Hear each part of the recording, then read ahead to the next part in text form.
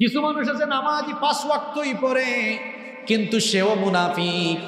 যে ব্যক্তি 5 ওয়াক্তের নামাজের বেশিরভাগ নামাজ দেরি করে পড়ে, এই খাসলতটা কিন্তু পুরুষের চাইতে নারীদের বেশি। বিশেষ করে নারীরা জোহরের নামাজ আসরের নামাজ বেশি লেট করে পড়ে, অনেক পুরুষরা আবার বিকেলবেলা আসরের নামাজটা দেরি করে পড়ে। নামাজ যে ব্যক্তি দেরি করে পড়ে ওই ব্যক্তিকেও মুনাফিক বলেছেন মুহাম্মদ সাল্লাল্লাহু বিনি'মাতিহি তাতিম্মুস সালিহাত الذي علم القرآن وأكرمنا بالإسلام وأنعم علينا بالإيمان نستغفره ونتوب إليه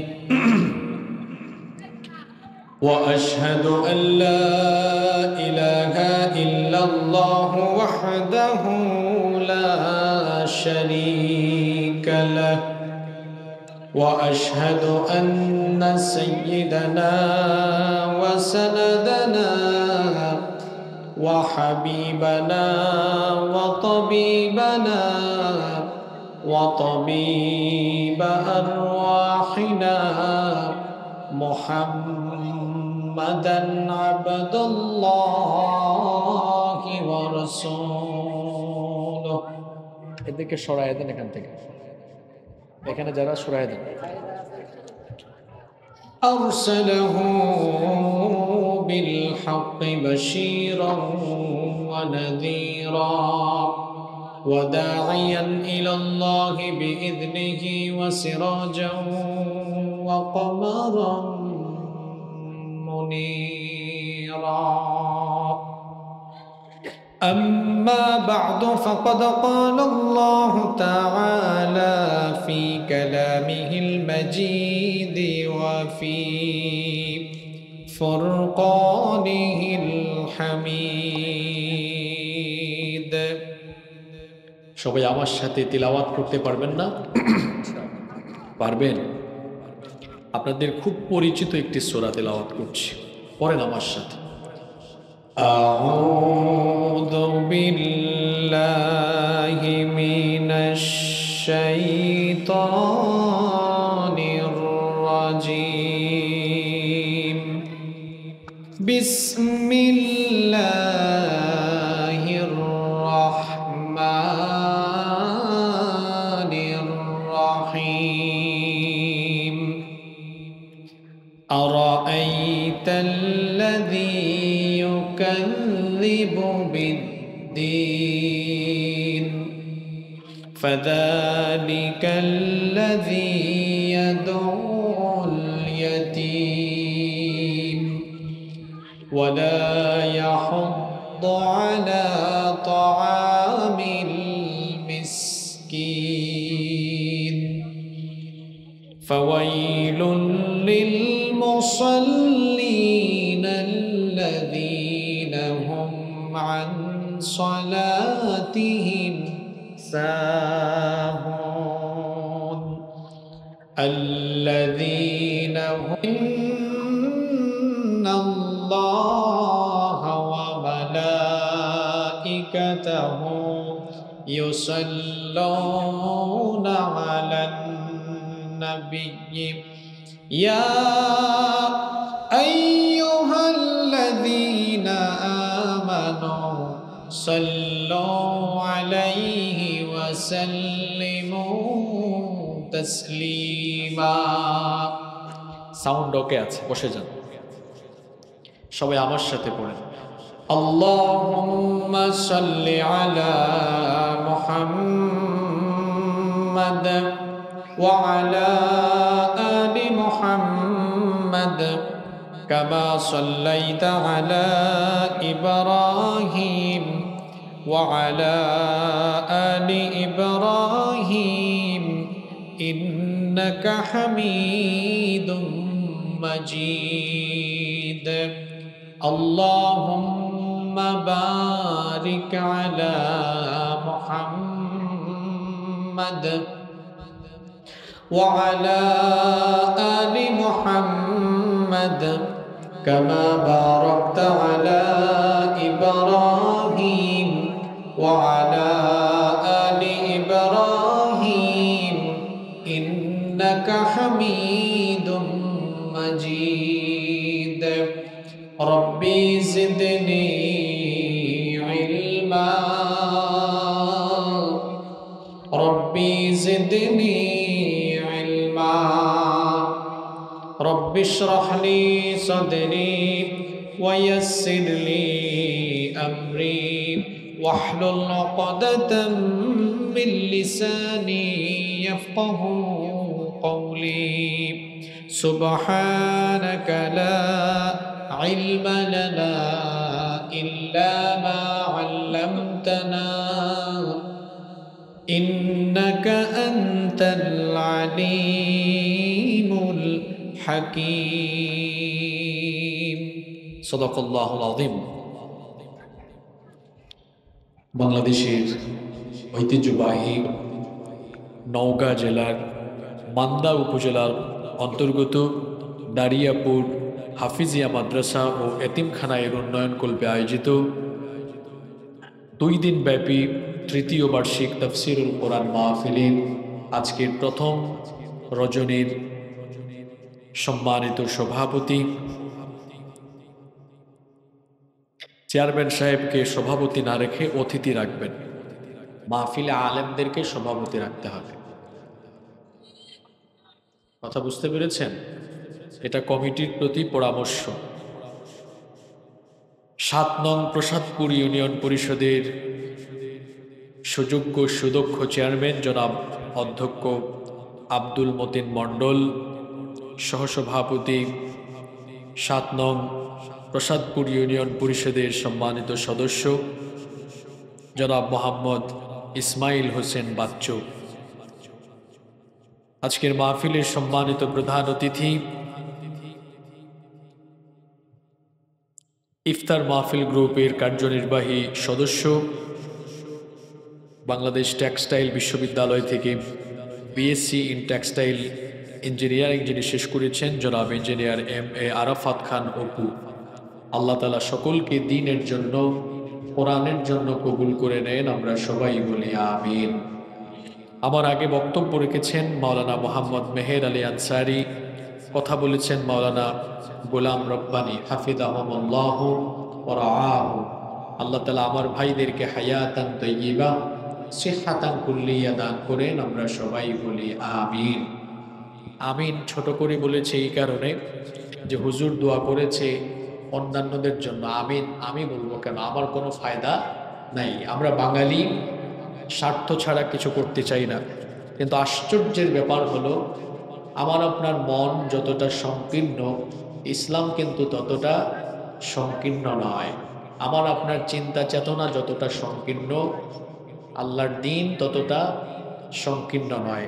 হাদিসে এসেছে আল্লাহর নবী বলেছেন, যখন আল্লাহর কোনো বান্দা তার কোনো ভাইয়ের জন্য দোয়া করে, যে দোয়াটি তার ভাইয়ের জন্য করলো, ওই সেম দোয়াটা আল্লাহ আগে কবুল করেন তার জন্য, তারপরে তার ভাইয়ের জন্য। সুবহানাল্লাহ।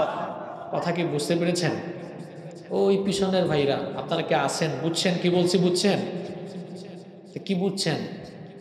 আপনি কারোর জন্য দোয়া করলে এই দোয়া কবুল হবে আগে কার জন্য? জোরে বলেন। নিজের জন্য। তাহলে যে কারোর জন্য দোয়া করতে আমাদের মনে কি কোনো সংকীর্ণতা কাজ করবে? আল্লাহ সবাইকে বুঝার তৌফিক দান করেন। আজকের মাহফিলে উপস্থিত আমাদের মাথার তাজ সম্মানিত শ্রদ্ধাভাজন উলামায়ে কেরাম এসেছেন, বিভিন্ন প্রতিষ্ঠানের আসাতিজায়ে কেরাম এসেছেন, বিভিন্ন মসজিদের খুতাবা এবং আইম্মায়ে কেরাম, আমার সামনে বসা পিতৃতুল্য সম্মানিত মুরব্বিয়ানে আযম, স্বেচ্ছাসেবক ভাইদের এই কাউমাউ সরাইদের এখান থেকে যান।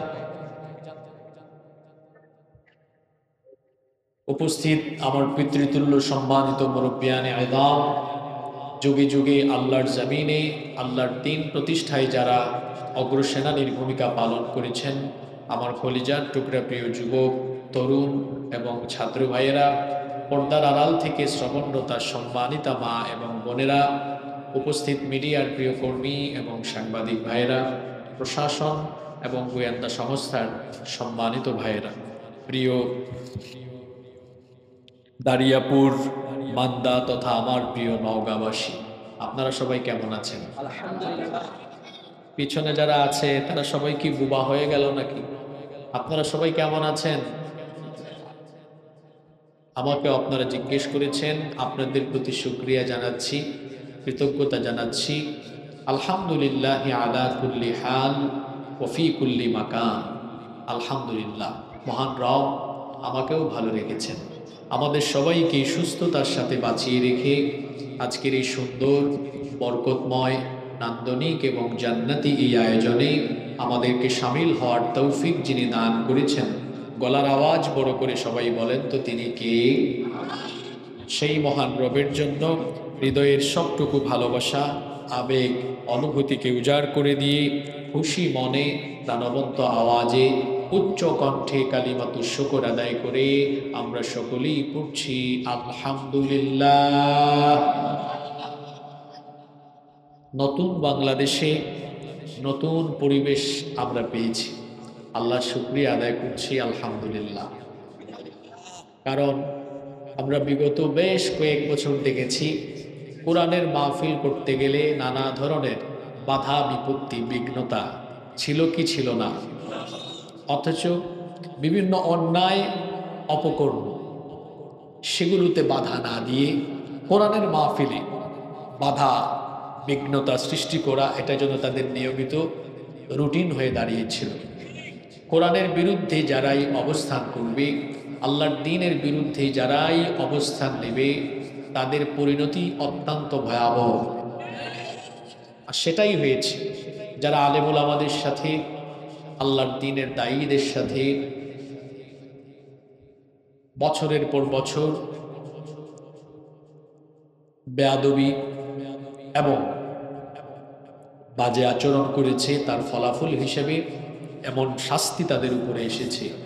এখন তারা নিজেরা স্বাধীনভাবে চলাফেরা করার সাহসটুকু পর্যন্ত হারিয়ে ফেলেছে। এখান থেকে শিক্ষা আছে। শিক্ষা হলো, কেউ কখনো ক্ষমতা পেয়ে ক্ষমতার অপব্যবহার যেন না করে। ক্ষমতার অপব্যবহারকারীদের পরিণতি কখনো ভালো হয় না, অতীতের যুগেও ভালো হয়নি। যারা এই ক্ষমতার অপব্যবহার করেছে, যেমন আমরা এরকম ইতিহাসের কুখ্যাত কয়েকজন ব্যক্তির নাম জানি, ফেরাউন, নমরুদ, উতবা, শাইবা, আবু জাহাল, আবু লাহাব, যাদের নাম বললাম, এদের কারো পরিণতি কি ভালো হয়েছে? কারো পরিণতি ভালো হয় নাই।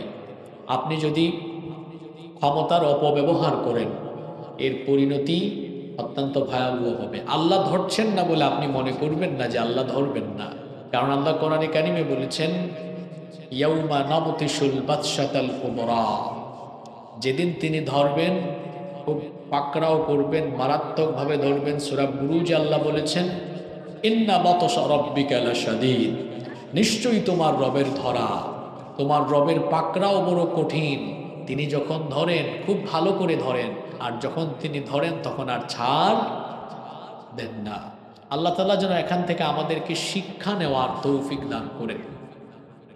আরো আসতে বলে না, জার্নি করে আসলাম আমি, ক্লান্ত হয়ে গেলেন আপনারা, ব্যাপারটা উল্টো হয়ে গেল না? আমার ভয়েস তো ঠিক আছে, এখন আপনারা কি কথা বলবেন? শেষ পর্যন্ত কথা বলবেন? নওগাঁর মানুষ তো এমন না, আমি তো নওগাঁয় নতুন না। আমরা এখানে বসেছি, কোরআন শোনার আদব আছে, এই আদব আমরা মেনটেন করব ইনশাআল্লাহ। এখানে কিসের আলোচনা চলছে? কোরআনের কথা। কার কথা? আল্লাহর কথা। আল্লাহর কথা। দেখেন না, আলেমরা 2 ঘন্টা 3 ঘন্টা বক্তৃতা দিয়ে বক্তৃতা শেষ হয় না। তো অন্য কাউকে দেন 5-6 মিনিট, 10 মিনিট, 15 মিনিট পরে গলা শুকাই যাবে। আলেমরা দেখা যায় ঘন্টার পর ঘন্টা কথা বলেন। কেন বলতে পারেন? কারণ কথাগুলো তো উনাদের না, কথাগুলো উনাদের না, কথাগুলো কার? আর এই কোরআনে কারিমের জ্ঞান ওহির এই জ্ঞান এটা অসীম, এর কোনো সীমানা নাই। আল্লাহর কোরআন শোনার আদব আছে। আদব হলো আমরা ডানে বামে আমাদের পাশে থাকা ব্যক্তির সাথে কথা বলবো না, অমনোযোগী হব না, পরিপূর্ণ মনোযোগের সাথে আমরা সবাই দিলের কান লাগিয়ে নীরব থেকে চুপচাপ থেকে হেদায়েতের নিয়তে প্রতিটি কথা শুনবো। বলি ইনশাআল্লাহ। আল্লাহ তাআলা আমাদেরকে মোনাজাতের আগ পর্যন্ত ধৈর্য ধারণ করে প্রতিটি কথা আমলের নিয়তে শোনার তৌফিক দান করেন। আমরা সবাই বলি আমিন। প্রিয় নওগাঁবাসী, আমি আজ আপনাদের সামনে এমন একটি সূরা তেলাওয়াত করলাম যে সূরাটি আপনাদের প্রায় সকলেরই ঠোঁটের আগায় মুখস্থ আছে। এই সূরাটি আপনাদের অনেকেরই জানা, এমনকি ছোট্ট বাচ্চারাও এটা মুখস্থ করে ফেলেছে। যে সূরাটি আমি তেলাওয়াত করেছি এই সূরাটির নাম হলো সূরাতুল মাউন। কথা বুঝে থাকলে সবাই বলেন, সূরাটার নাম হলো সূরাতুল মাউন। হোয়াটস দ্য মিনিং অফ মাউন? মা মা'নাল মাউন? মাউন শব্দের অর্থ কি? মাউন শব্দের অর্থ হলো গৃহস্থালীর প্রয়োজনীয় ব্যবহৃত দ্রব্যাদি। আমরা আমাদের বাসা বাড়িতে প্রতিদিন নিত্য প্রয়োজনীয় বেশ কিছু জিনিস ব্যবহার করি না? করি। যেমন দা, আপনারা দা বলেন না বটি বলেন? দা, খন্তি, কুড়াল, বালতি, গামলা, দিয়াশলাই, লবণ ইত্যাদি ইত্যাদি, যেগুলো আমরা ঘরের মধ্যে প্রতিদিন ব্যবহার করি। সুবহানাল্লাহ, আল্লাহ তাআলা গৃহস্থালীর প্রয়োজনীয় ব্যবহৃত জিনিসপত্রের নামেও কোরআনুল কারীমে সূরা দিয়েছেন। সুবহানাল্লাহ। বিভিন্ন তাফসীরের গ্রন্থে এই সূরার ৬টি নাম পাওয়া যায়। জোরে বলেন তো কয়টা? ৬টি নাম পাওয়া যায়। আমি একটা একটা করে বলি। নাম্বার 1 বলে ফেলেছি, সূরা আল মাউন। 2 নাম্বার কোন কোন মুফাসসির বলেছেন এই সূরার আরেকটি নাম হলো সূরাতুদ্দীন। সূরাতুদ্দীন। দ্বীন শব্দটি ব্যাপক অর্থবোধক, এর অনেকগুলো অর্থ আছে, তবে এই সূরায় 2টি অর্থে ব্যবহার হয়েছে, দ্বীন ইসলাম, অথবা মুফাসসিরগণ বলেছেন বিচার দিবস বা কর্মফল দিবস। এই সূরায় বিচার বা কর্মফল দিবসের কথা বলা হয়েছে, এজন্য কোন কোন মুফাসসিরগণ বলেছেন এই সূরার নাম হলো সূরাতুদ্দীন। 2টা গেল। 3 নাম্বার কেউ কেউ বলেছেন এই সূরার নাম হলো সূরাতু আরাআইতা, কারণ সূরা শুরু হয়েছে আরাআইতা শব্দ দিয়ে। কেউ কেউ বলেছেন এই সূরার আরেকটা নাম হলো সূরাতু আরাআইতাল্লাযী। কয়টা হইল? 4টা। নাম্বার 5 কেউ কেউ বলেছেন এই সূরার নাম হলো সূরাতুত তাকযীব, যেহেতু কাফেররা পরকালকে মিথ্যা প্রতিপন্ন করেছে এজন্য এই সূরার একটা নাম দেওয়া হয়েছে সূরাতুত তাকযীব। 5টা বললাম। 6 এবং সর্বশেষ হলো এই সূরার আরেকটা নাম হলো সূরাতুল ইয়াতীম। সূরাতুল ইয়াতীম, কারণ এই সূরায় ইয়াতীমদের কথা বলেছেন কে? আমরা এতদিন জানতাম এই সূরার নাম কয়টা? একটা, কিন্তু আমরা এই একের সাথে আরো 5টা জানলাম। 5 আর 1 কত হইল? 6। তাহলে এই সূরার কয়টা নাম? দেখি তো আমাদের নওগাঁর মানুষের মেমোরাইজিং ক্যাপাসিটি কেমন। 1 নাম্বার মাউন, 2 নাম্বার কি বলেছিলাম? মাশাআল্লাহ সূরাতুদ্দীন। 3 নাম্বার সূরাতু আরাআইতা, মাশাআল্লাহ। 4 নাম্বার সূরাতু আরাআইতাল্লাযী। 5 নাম্বার সূরাতুত তাকযীব, সূরাতুত তাকযীব। 6 নাম্বার সূরাতু আল ইয়াতীম। আলহামদুলিল্লাহ, আজকে আওয়াজ হবে, জমবে এখানে, শ্রোতা খুব অ্যাক্টিভ আছে। আলহামদুলিল্লাহ পড়ুন। আমি মোনাজাতের আগ পর্যন্ত আমি এই সূরার বাহিরে যাব না, এই সূরার ভিতরেই আলোচনা করব। আপনারা এই সূরার ভিতরে থাকবেন তো ইনশাআল্লাহ? আপনারা ভাবতে পারেন হুজুর কোরআনে 114টা সূরা রেখে আজকে আপনি এই সূরা ধরলেন কেন? কারণ আছে না? আছে। কি কারণ আছে এটা একটু পরে আপনারা টের পাবেন। এই সূরা নিয়ে আমরা কথা বলার আগে সূরার সংক্ষিপ্ত কিছু তথ্য, প্রাইমারি ইনফরমেশন, বেসিক ইনফরমেশন আপনাদের সাথে শেয়ার করি। সূরার নাম তো জানলাম, যেটা আমাদের সবার কাছে প্রচলিত নাম সূরাতু আল মাউন। এই সূরাটি কোরআনুল কারীমের লাস্ট পারা, সর্বশেষ পারায় অবস্থিত। সর্বশেষ পারা কত নম্বর পারা? 30 নাম্বার পারা। সূরার সিরিয়াল নাম্বার 107। সিরিয়াল নাম্বার কত? 107। এবং এই সূরার আয়াত সংখ্যা হলো, এই সূরার আয়াত সংখ্যা হলো 7। আর এই সূরাটি কেউ কেউ বলেছেন নাজিল হয়েছে মক্কায়, কেউ কেউ বলেছেন মদিনায়। ইখতিলাফ আছে, যেহেতু এই সূরার মধ্যে কাফির এবং মুনাফিক উভয় পক্ষের আলোচনা আছে। এই সূরার আয়াত সংখ্যা মোট 7টা। পিছন পর্যন্ত সবার জবাব শুনতে চাই, এই সূরার আয়াত মোট কয়টা? আলোচনাটি বুঝার সুবিধার্থে আমরা সংক্ষেপে বলে নেই, এই সূরার আলোচনা 2 ভাগে বিভক্ত। কয় ভাগে বিভক্ত? 2 ভাগে। প্রথম 3 আয়াত কাফিরদের স্বভাব, কাফিরদের খাসলতের ব্যাপারে, আর পরবর্তী 4 আয়াত মুনাফিকদের ব্যাপারে। তাহলে এই সূরার আলোচনা কয় ভাগে বিভক্ত? 2 ভাগে। প্রথম 3 আয়াত কাদের ব্যাপারে? কাদের ব্যাপারে? কাফিরদের ব্যাপারে। আর পরবর্তী 4 আয়াত মুনাফিকদের ব্যাপারে। মনে থাকবে ইনশাআল্লাহ। চলেন আমরা প্রথম পর্বের আলোচনা শুরু করি। প্রথম 3 আয়াত কাদের ব্যাপারে জানি? কাফের। এই 3টি আয়াত জবানটা খুলে দিয়ে দিল থেকে আপনারা কি তেলাওয়াত করতে পারবেন না? পারবেন? পড়েন আমার সাথে, আউযু বিল্লাহি মিনাশ শাইতানির রাজিম। বিসমিল্লাহির রাহমানির রাহিম। আরাআইতাল্লাযী ইউকাযযিবু বিদ্দীন ফাযালিকাল্লাযী ইয়াদউল ইয়াতীম ওয়া লা ইয়াহুদ্দু আলা তাআমিল মিসকিন। কয়টা আয়াত? কাদের ব্যাপারে? চলেন এবার আগে আমরা ট্রান্সলেট করি। আল্লাহ তাআলা বলছেন, আরাআইতাল্লাযী ইউকাযযিবু বিদ্দীন। আরাআইতা, আপনি কি দেখেননি?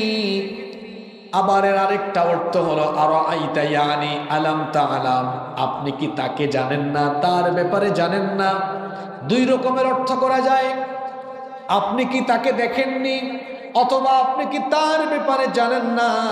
কার ব্যাপারে? আল্লাযী ইউকাযযিবু বিদ্দীন, যে দ্বীনকে মিথ্যা বলে প্রতিপন্ন করেছে, দ্বীনকে অস্বীকার করেছে, দ্বীনের ব্যাপারে সন্দেহ পোষণ করেছে, দ্বীন মানে না। এখন এই দ্বীন শব্দ দ্বারা কে বোঝানো হয়েছে? যদিও দ্বীন শব্দটি ব্যাপক অর্থবোধক, কিন্তু এই সূরায় দ্বীন দ্বারা সাধারণত 2টি অর্থ করা হয়েছে। মুফাসসিরগণ বলেছেন, একটা অর্থ হলো দ্বীন ইসলাম। আমাদের দ্বীনের নাম কি? আসতে বলবেন না, জোরে বলেন, আমাদের দ্বীনের নাম কি? আল্লাহর কাছে ইসলাম ছাড়া অন্য কোনো দ্বীন আর নাই। এজন্য আল্লাহ তাআলা কোরআনে কারীমে বলেছেন, ইন্নাদ-দীনা ইনদাল্লাহিল ইসলাম। আল্লাহু আকবার। নিশ্চয়ই আল্লাহর কাছে একমাত্র মনোনীত জীবন বিধান হলো ইসলাম। পৃথিবীতে যত নবী এবং রাসূল এসেছেন, সকল নবী রাসূল পৃথিবীতে ইসলামের দাওয়াত দিয়েছেন, এবং সকল নবী আর রাসূল ছিলেন মুসলমান। সকল নবী রাসূল দাওয়াত দিয়েছেন যে দ্বীনের, সেই দ্বীনের নাম হলো, আর আসতে বলেন, আপনারা যখন কবরে যাবেন, কবরে যাওয়ার পরে প্রশ্ন আছে কয়টা? 3টা। এর মধ্যে একটা প্রশ্ন দ্বীনের ব্যাপারে আছে না নাই? প্রথম প্রশ্ন করা হবে মান রব্বুকা, তোমার রব কে? দ্বিতীয় প্রশ্ন করা হবে মা দীনুকা, তোমার দ্বীন কি? উত্তরে আমরা বলবো দ্বীনি আল ইসলাম। কোন মুফাসসির বলেছেন, এই সূরার প্রথম আয়াতে আরাআইতাল্লাযী ইউকাযযিবু বিদ্দীন বলে দ্বীন ইসলামকে বোঝানো হয়েছে। যে যুগে কোরআন নাজিল হয়েছে, সেই যুগের মক্কার কাফিররা, মুশরিকরা দ্বীন ইসলামকে মিথ্যা বলে প্রতিপন্ন করেছে। দ্বীন ইসলাম তারা স্বীকার করে নাই, মানে নাই। কোন মুফাসসির বলেছেন, এখানে দ্বীন দ্বারা ইসলাম বোঝানো হয়েছে তবে বিপুল সংখ্যক মুফাসসিরিনে কেরাম বলছেন না। এই সূরার বিষয়বস্তুর দিকে লক্ষ্য করলে দেখা যায় এই সূরায় দিন দ্বারা ইয়াউমুদ্দিন অর্থাৎ বিচারের দিবস, কর্মফল দিবসকে উদ্দেশ্য করা হয়েছে। ইয়াউমুদ্দিন মানে হলো বিচার দিবস। আমরা প্রত্যেকটি নামাজ শুরু করি একটা সূরা দিয়ে, সেই সূরার নাম হলো সূরাতুল, আরো জোরে বলেন সূরাতুল। সেই সূরার ভেতরে ইয়াউমুদ্দিনের কথা আছে না নাই? কোথায় আছে আসেন তেলাওয়াত করে খুঁজে বের করি, পড়েন আমার সাথে। আলহামদুলিল্লাহি রাব্বিল আলামিন আর-রাহমানির রাহিম মালিকি ইয়াউমিদ্দিন। আমরা বলি আলহামদুলিল্লাহ রাব্বিল আলামিন, সকল প্রশংসা আল্লাহর। কোন আল্লাহ? যিনি রব্বিল আলামিন, যিনি জগৎ সমূহের প্রতিপালক। সে আল্লাহর আরো পরিচয় আছে। আর রহমানির রহিম, তিনি হলেন দয়াবান, দয়ার সাগর। আবার তিনি হলেন মেহেরবান। সে আল্লাহর পরিচয় হলো মালিক ইয়াউমিদ্দিন, বিচার দিবসের মালিক।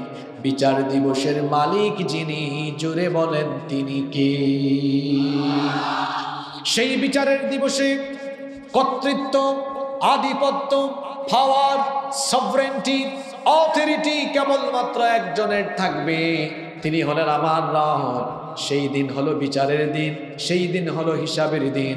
যারা ব্যবসা করেন, ব্যবসা করার পরে সকালবেলা থেকে নিয়ে ব্যবসার কাজে গেল, সারাদিন ব্যবসা করার পরে সন্ধ্যাবেলা কিংবা রাতের বেলা ব্যবসায়িক হিসাব নিকাশ যেমন করে, কিংবা যারা বিভিন্ন প্রতিষ্ঠানে চাকরি করে, দেখা যায় সেখানে সাপ্তাহিক রিপোর্ট পেশ করতে হয়। সাপ্তাহিক হিসাব, মাসিক হিসাব, ত্রৈমাসিক, ষান্মাসিক কিংবা বার্ষিক হিসাব বা বার্ষিক রিপোর্ট পেশ করতে হয়। যেভাবে করে যে কোনো প্রতিষ্ঠানে হোক, সেটা আর্থিক বা সামাজিক বা রাষ্ট্রীয় প্রতিষ্ঠান, যেভাবে সেখানে দৈনিক, সাপ্তাহিক, মাসিক, ত্রৈমাসিক, ষান্মাসিক বা বার্ষিক হিসাব থাকে, আমার আপনার জীবনের হিসাবও একদিন হবে। এই জীবন একদিন ফুরিয়ে যাবে। জীবন ফুরিয়ে যাওয়ার পরে আমরা যখন আমাদের রবের সামনে গিয়ে হাজির হব, তখন আমাদেরকেও বিচারের সম্মুখীন হওয়া লাগবে। সেই বিচারের দিনের মালিকানা যার হাতে থাকবে, গলার আওয়াজ বড় করে সবাই বলেন তিনি কি? সে আল্লাহ তাআলা কোরআনে কারীমের 82 নম্বর সূরা সূরাতুল ইনফিতারের 17 নম্বর আয়াত থেকে বলছেন, ওয়ামা আদরাকা মা ইয়াউমুদ্দিন সুম্মা মা আদরাকা মা ইয়াউমুদ্দিন। আপনি কি জানেন বিচার দিবস কি? অতঃপর আল্লাহ জিজ্ঞেস করছেন, আপনি কি জানেন বিচার দিবস কি? যেহেতু প্রশ্নটা গুরুত্বপূর্ণ, এজন্য আল্লাহ দুইবার প্রশ্ন করে এরপরে আল্লাহ নিজেই জবাব দিলেন। বিচারের দিবস হলো এমন, ইয়াউমা লা তামলিকু নাফসুন লিনাফসিন শাইআ ওয়াল আমরু ইয়াউমাইযিন লিল্লাহ। সেই দিন পাওয়ার, কর্তৃত্ব কারো কাছে থাকবে না, কেউ কারো জন্য কোনো কিছুই করতে পারবে না। সেই দিনের মালিকানা একমাত্র যার হাতের মুঠায় থাকবে। পুরুষোচিত কণ্ঠে সবাই বলেন তিনি কে? সেই বিচারের দিনকে কোরআন নাজিলের যুগেও কাফের মুশরিকরা অস্বীকার করত, বিশ্বাস করত না। এই জীবনের পরে আমাদের জন্য আরেকটা জীবন আছে না নাই? ১৫০০ বছর আগে কোরআন নাজিলের যুগে যেমন পরকাল বিশ্বাসী লোকজন দুনিয়ায় ছিল, ১৫০০ বছর পরেও আজকের এই যুগে পরকাল বিশ্বাসী বহু মানুষ আছে না নাই? এখানে একটা ব্যাপার হলো, পৃথিবীর সকল ধর্মের, সকল বর্ণের সকল মানুষ মৃত্যুকে বিশ্বাস করে। সবাই জানে একদিন মারা যাবে, কিন্তু মৃত্যু পরবর্তী জীবনে আবার আল্লাহ জীবিত করে হিসাব করবেন, বিচার করবেন। এই পরকালীন বা পুনরুত্থান দিবস নিয়ে পৃথিবীর অসংখ্য মানুষ এখনো সন্দেহ করে কি করে না? কোরআন নাজিলের যুগেও সেই যুগের মানুষরা পুনরুত্থানের ব্যাপারে কিরকম বিশ্বাস আকীদা লালন করতে শোনেন। আল্লাহ তাআলা কোরআনে কারীমের ৩৭ নম্বর সূরা সূরাতুস সাফফাতের ১৬ নম্বর আয়াত থেকে বলছেন, আইযা মিতনা ওয়া কুন্না তুরাবান ওয়া ইযামান আইন্না লামাবউতুন। আল্লাহ তাআলা বলছেন কাফিররা বলতো আমরা যখন মারা যাব আমাদের হাড্ডি মাংস সব যখন মাটির সাথে মিশে যাবে তখন কি আবার আমাদেরকে পুনরুত্থিত করা হবে নাকি, আবার কি আমাদেরকে জীবিত করা হবে নাকি, আও আবাউনাল আউয়ালুন, এমনকি আমাদের পিতৃপুরুষ পূর্বপুরুষদেরকেও কি আবার জীবিত করা হবে নাকি? এটা কেমনে সম্ভব? মানুষ মারা যাবে, হাড্ডি মাংস গলে যাবে, পচে যাবে, ক্ষয় হয়ে যাবে, লয় হয়ে যাবে, কিভাবে আবার এগুলোকে জীবিত করা হবে? আশ্চর্য হয়ে যেত তারা। আল্লাহর নবীকে বলতো এটা কিভাবে সম্ভব? তারা যখন সন্দেহ করত, সন্দেহ করে বলতো আসলেই কি আমরা আর আমাদের পূর্বপুরুষরা পুনরায় আবার জীবিত হব কিনা?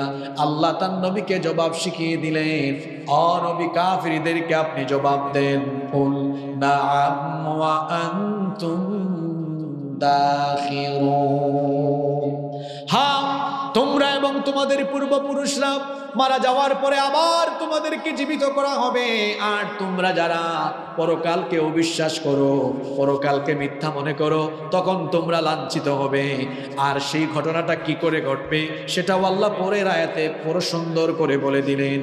আল্লাহ তাআলা বললেন ফাইন্নামা হিয়া যাজারাতুন ওয়াহিদা ফাইদা হুম ইয়ানজুরুন।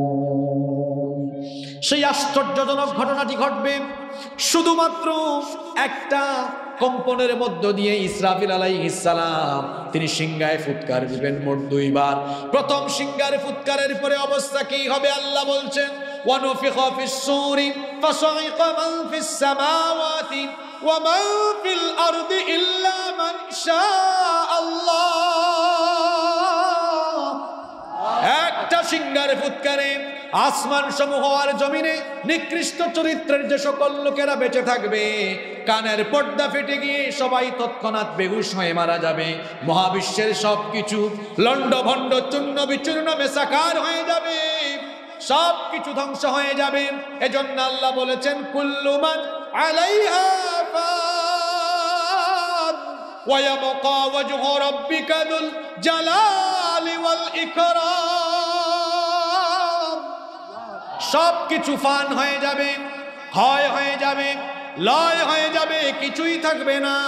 কেবলমাত্র একজন মহামহিয়ান সত্তা অবশিষ্ট থাকবেন। আর যিনি থাকবেন, গলার আওয়াজ বড় করে সবাই বলেন তিনি কি? সে আল্লাহ। এরপরে বলবেন ইসরাফিল দ্বিতীয়বার সিংহায় ফুৎকার দাও। দ্বিতীয়বার সিংহায় ফুৎকার দেওয়ার পরে পরিস্থিতি কি হবে আল্লাহ তাআলা আয়াতের পরের অংশে বললেন, সুম্মা নুফিখা ফীহি উখরা ফাইদা হুম কিয়ামুন ইয়ানজুরুন।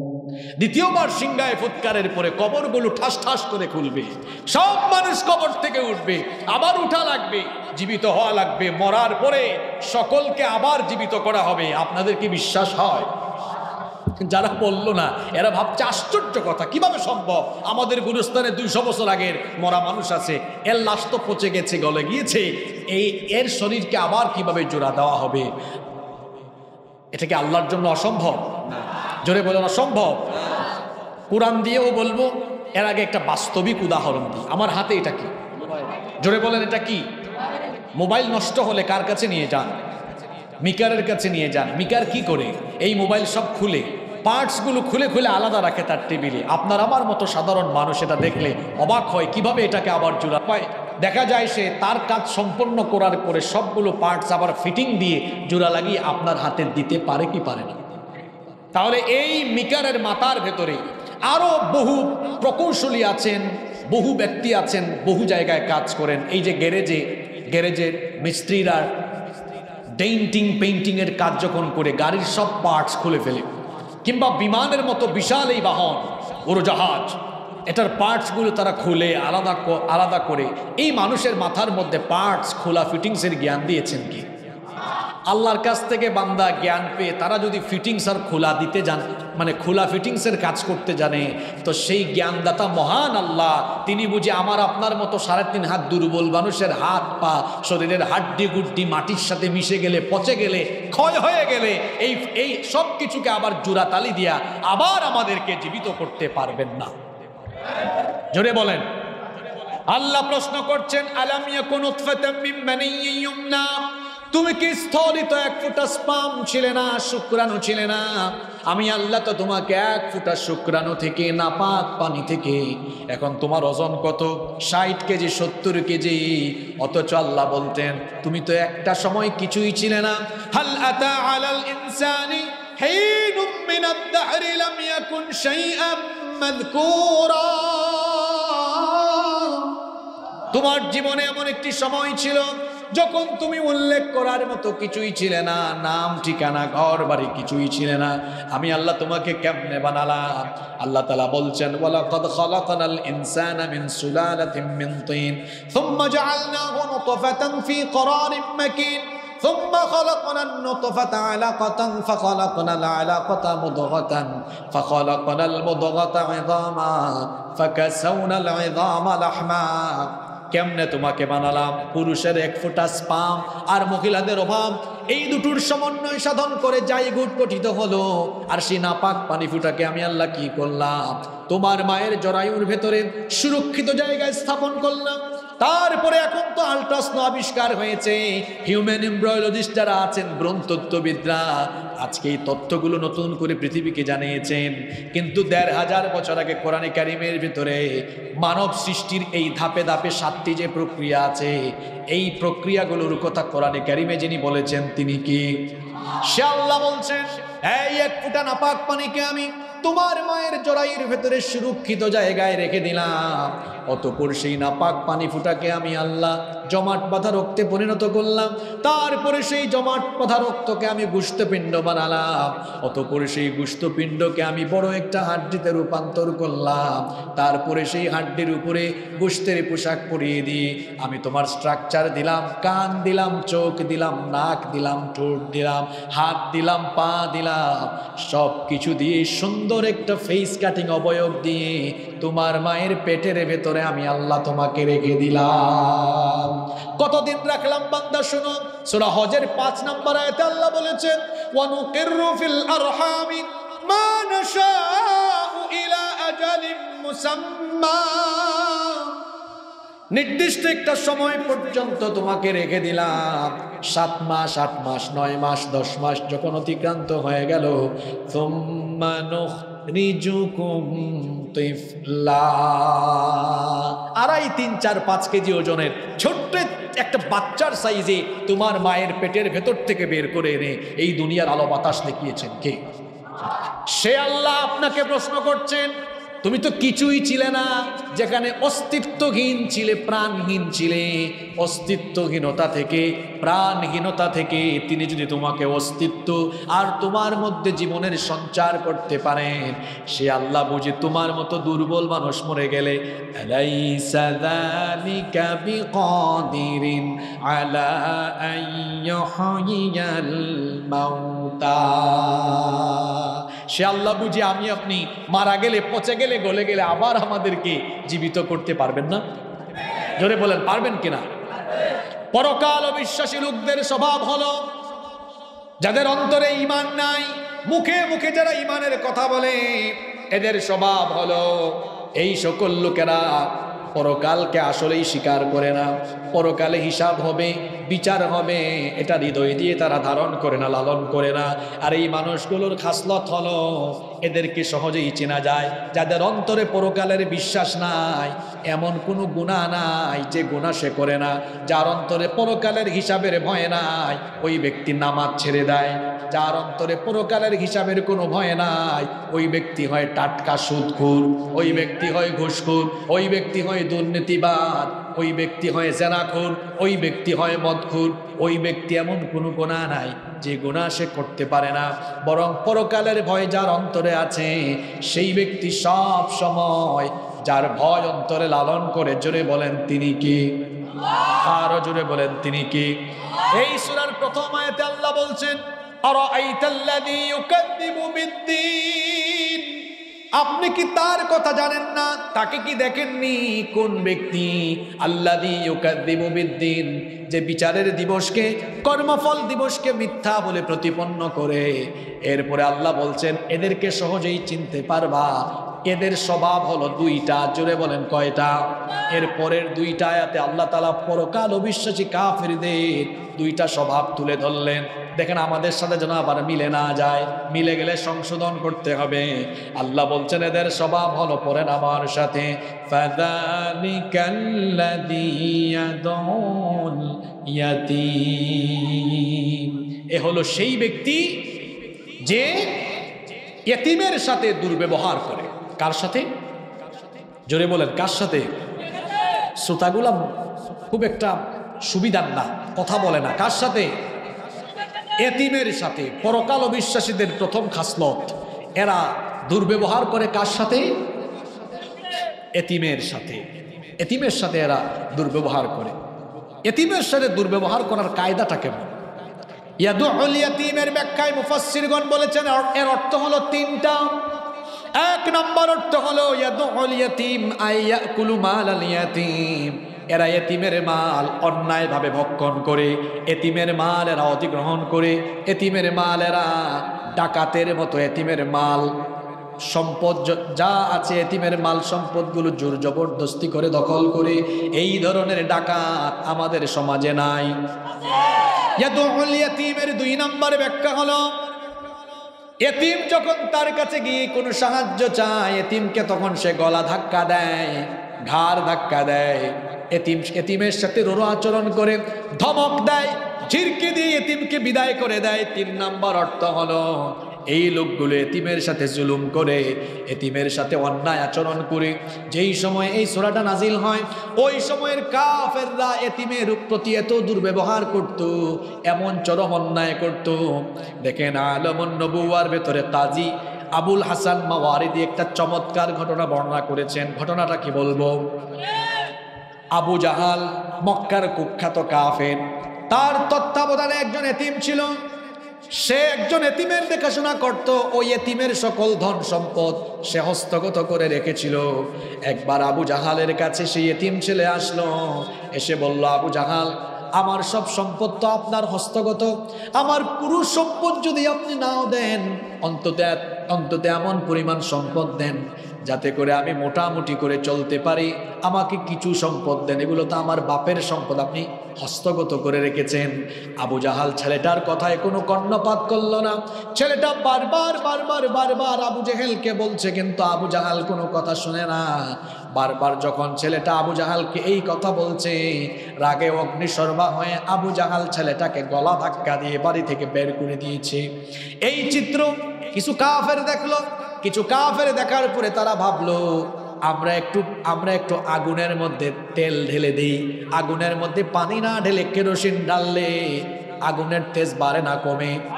তারা চিন্তা করলো আর একটু পেস্ট লাগাই দেই। এই যে এতিম ছেলেটাকে আবু জাহাল বাড়ি থেকে গলা ধাক্কা দিয়ে বের করে দিল। কিছু কাফের, কয়েকজন কাফের কি ওই ছেলেটাকে উঠালো, উঠায়া বলল, শোনো, তোমার সাথে যে আবু জাহাল এই আচরণ করেছে, তুমি এটাকে অভিযোগ করো মুহাম্মদ, আমরা বলি সাল্লাল্লাহু আলাইহি ওয়াসাল্লামের কাছে, কারণ তিনিও এতিম, এতিমের কষ্ট তিনি বুঝবেন। আপনারা ঘটনা শুনে ভাবতে পারেন, হুজুর কাফেররা তো দেখি এই দিকে ভালোই আছে, ভালো একটা বুদ্ধি দিয়েছে। না গো ভাই, কথা শুনতে বোঝা যাচ্ছে কথাটা ভালো, কিন্তু উদ্দেশ্য, তারা চেয়েছিল যদি এতিম ছেলেটাকে মুহাম্মদ, আমরা বলি সাল্লাল্লাহু আলাইহি ওয়াসাল্লামের কাছে পাঠাতে পারি, আর যদি তিনি এসে আবু জাহালের মুখোমুখি হন, এমনিতেই তাদের মধ্যে সমস্যা কম না বেশি?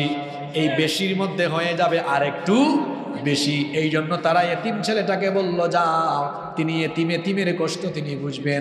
আমার নবী তো এতিম ছিলেন, এতিম হয়েই তিনি দুনিয়াতে এসেছেন। এজন্য আল্লাহ সূরা দুহার মধ্যে বলেছেন, আলাম ইয়াজিদকা ইয়াতীমান ফাআওয়া।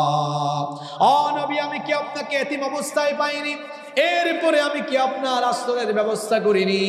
আমার নবী তো জন্মের আগে এতিম হয়ে গেলেন, বাপ হারা এতিম, বাপ জন্মের আগেই মারা গেলেন। দুনিয়াতে আসার পরে মা হালিমাতুস সাদিয়ার ঘরে গেলেন, সেখান থেকে ব্যাক করলেন। 6 বছর বয়সে তার মাও চলে গেলেন, মা হারা এতিম হয়ে গেলেন।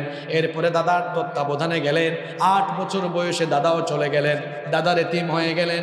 এরপরে চাচা আবু তালেবের আশ্রয়ে গেলেন। আল্লাহ বলছেন, ও নবী, এইভাবে করে এতিম অবস্থায় দুনিয়াতে আসার পরেও আমি আপনাকে ছেড়ে দেইনি, ধাপে ধাপে জীবনের প্রতিটি ক্ষেত্রে আপনার আশ্রয়ের ব্যবস্থা করে দিয়েছি। সেই নবীর কাছে যখন এতিম ছেলেটা গিয়ে এই কথাগুলো বলল, আল্লাহর নবী ওই ছেলেটার কথা বসে বসে শুনতেছিলেন। যখন আবু জাহালের এই দুর্ব্যবহারের কথা শুনলেন, আল্লাহর নবী সঙ্গে সঙ্গে দাঁড়িয়ে গেলেন।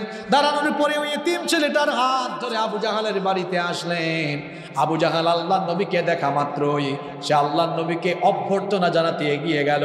আর ওইদিকে কয়েকজন কাফের আড়াল থেকে দেখতেছে এই তো এখন মারামারিটা লাগবে, কিন্তু তাদের ধারণার উল্টোটা ঘটে গেল। দেখা গেল আল্লাহর নবীকে আবু জাহাল অভ্যর্থনা দিয়ে গ্রহণ করলো। তারপরে আবু জাহাল বলল, কেন এসেছেন? আল্লাহর নবী বললেন, তুমি নাকি এই ছেলেটার ধন সম্পদ হস্তগত করে রেখেছো। কেন এই এতিম ছেলেটার সম্পদ তুমি দখল করে রেখেছো? তার সম্পদ তাকে ফিরায় দাও। আল্লাহর নবীর কথা শুনে সঙ্গে সঙ্গে আবু জাহাল এই এতিম ছেলেটার সব ধন সম্পদ ফিরায় দিল। সুবহানাল্লাহ। নবীজি চলে গেলেন। এখন ওরা যেটা ভেবেছিল, ওই কাফেরদের চিন্তা ভাবনার উল্টোটা ঘটলো। তারা ভাবলো, হায় রে হায়, শেষ পর্যন্ত আবু জাহালও বুঝি মুহাম্মাদের দিন গ্রহণ করে ফেলেছে। তারা এসে বলল, কি ব্যাপার আবু জাহাল, আজকে মুহাম্মাদের সাথে এমন আচরণ করলা কেন? তুমি কি তার দিন কবুল করে ফেলেছো নাকি? আবু জাহাল বলল, নেভার এভার, কখনোই না, আমি তার দিন কবুল করি নাই। তাহলে তখন কাফেররা বলল, দিন যদি কবুল না করো তাহলে তুমি ওই এতিম ছেলেটার সম্পদ কেন ফিরাই দিলা? মুহাম্মাদের কথা কেন তুমি মেনে নিলা? তখন সে বলল, আসলে জান বাঁচানোর জন্য এটা করেছি। কাফেররা জানতে চাইলো, জান বাঁচানোর জন্য করেছো মানে বুঝলাম না। সে তখন বলল, শোনো, আমার দিকে যখন আসতেছিলেন মুহাম্মদ, আমরা বলি সাল্লাল্লাহু আলাইহি ওয়াসাল্লাম, যখন আসতেছিলেন আমি নজর করে দেখলাম তার ডান দিকে একজন ফেরেশতা বিরাট তলোয়ার নিয়ে, আর বাম দিকে আরেকজন ফেরেশতা বিরাট তলোয়ার নিয়ে আসতেছেন। আমি আশঙ্কা করলাম, আমি যদি তার কথা না শুনি তাহলে ফেরেশতারা আমাকে কেটে টুকরা টুকরা করে ফেলবে। আল্লাহু আকবার। এই ঘটনা থেকে কি বুঝলেন? আল্লাহর নবীর চরিত্র, নৈতিকতার মানদণ্ড কতটা উঁচুতে ছিল যে কাফের মুশরিকরাও তার চরিত্রে প্রভাবিত হয়ে যেত। আল্লাহু আকবার। এই ঘটনাটা বললাম এই কারণে, যাতে বুঝতে পারেন আপনারা যে আয়াতটা যখন নাজিল হয়েছে সেই যুগে এতিমের মাল অন্যায়ভাবে খাওয়ান, অন্যায়ভাবে ভক্ষণ করা মানুষ ছিল। এখন আর বাংলাদেশে নাই, এখন আর বাংলাদেশে নাই। তো যারা এতিমের মাল অন্যায়ভাবে ভক্ষণ করে, রব্বুল আলামিন কোরআনে কারীমের 4 নম্বর সূরা সূরাতুন নিসা 10 নম্বর আয়াতে বলছেন, ইন্নাল্লাযীনা ইয়াকুলুনা আমওয়ালাল ইয়াতামা যুলমান ইন্নামা ইয়াকুলুনা ফী বুতুনিহিম নারা ওয়া সায়াসলাউনা সাঈরা। নিশ্চয়ই যারা অন্যায়ভাবে এতিমের মাল পেটে ঢুকায়, তারা অন্যায়ভাবে এতিমের মাল পেটে ঢুকায় না, বরং তাদের পেটের ভেতরে জাহান্নামের আগুন ঢুকায়। এতিমের মাল যারা আত্মসাৎ করে, এরা তাদের পেটের ভেতরে কি ঢুকায়? আরো আসতে বলেন, খবরদার, এতিমের সাথে দুর্ব্যবহার করা যাবে না। আল্লাহ কোরআনে বলেছেন, ফা আম্মাল ইয়াতীমা ফালা তাকহার, এতিমের সাথে কখনো রূঢ় আচরণ করবেন না, এতিমের সাথে খারাপ আচরণ করবেন না। যে নবী নিজে এতিম ছিলেন সেই নবীকে আল্লাহ বলছেন, নবী এতিমের সাথে কখনো দুর্ব্যবহার করবেন না, এতিমের সাথে কখনো কোনো খারাপ আচরণ করবেন। সে আল্লাহ আমাদেরকেও এই আদেশ দিয়েছেন, এতিমের সাথে দুর্ব্যবহার করবেন না। এতিমের সাথে দুর্ব্যবহার করে কাফির বেঈমানরা, আর এতিমকে ভালোবাসে ইমানদারেরা। ইমানদাররা এতিমদেরকে মহব্বত করে, এতিমদেরকে ঠকানো এইটা কোনো ইমানদারের কাজ হতে পারে? আমার একটা ঘটনা মনে পড়লো, ঘটনাটা কি বলবো? এই ঘটনাটা আছে সূরা কাহাফের 60 থেকে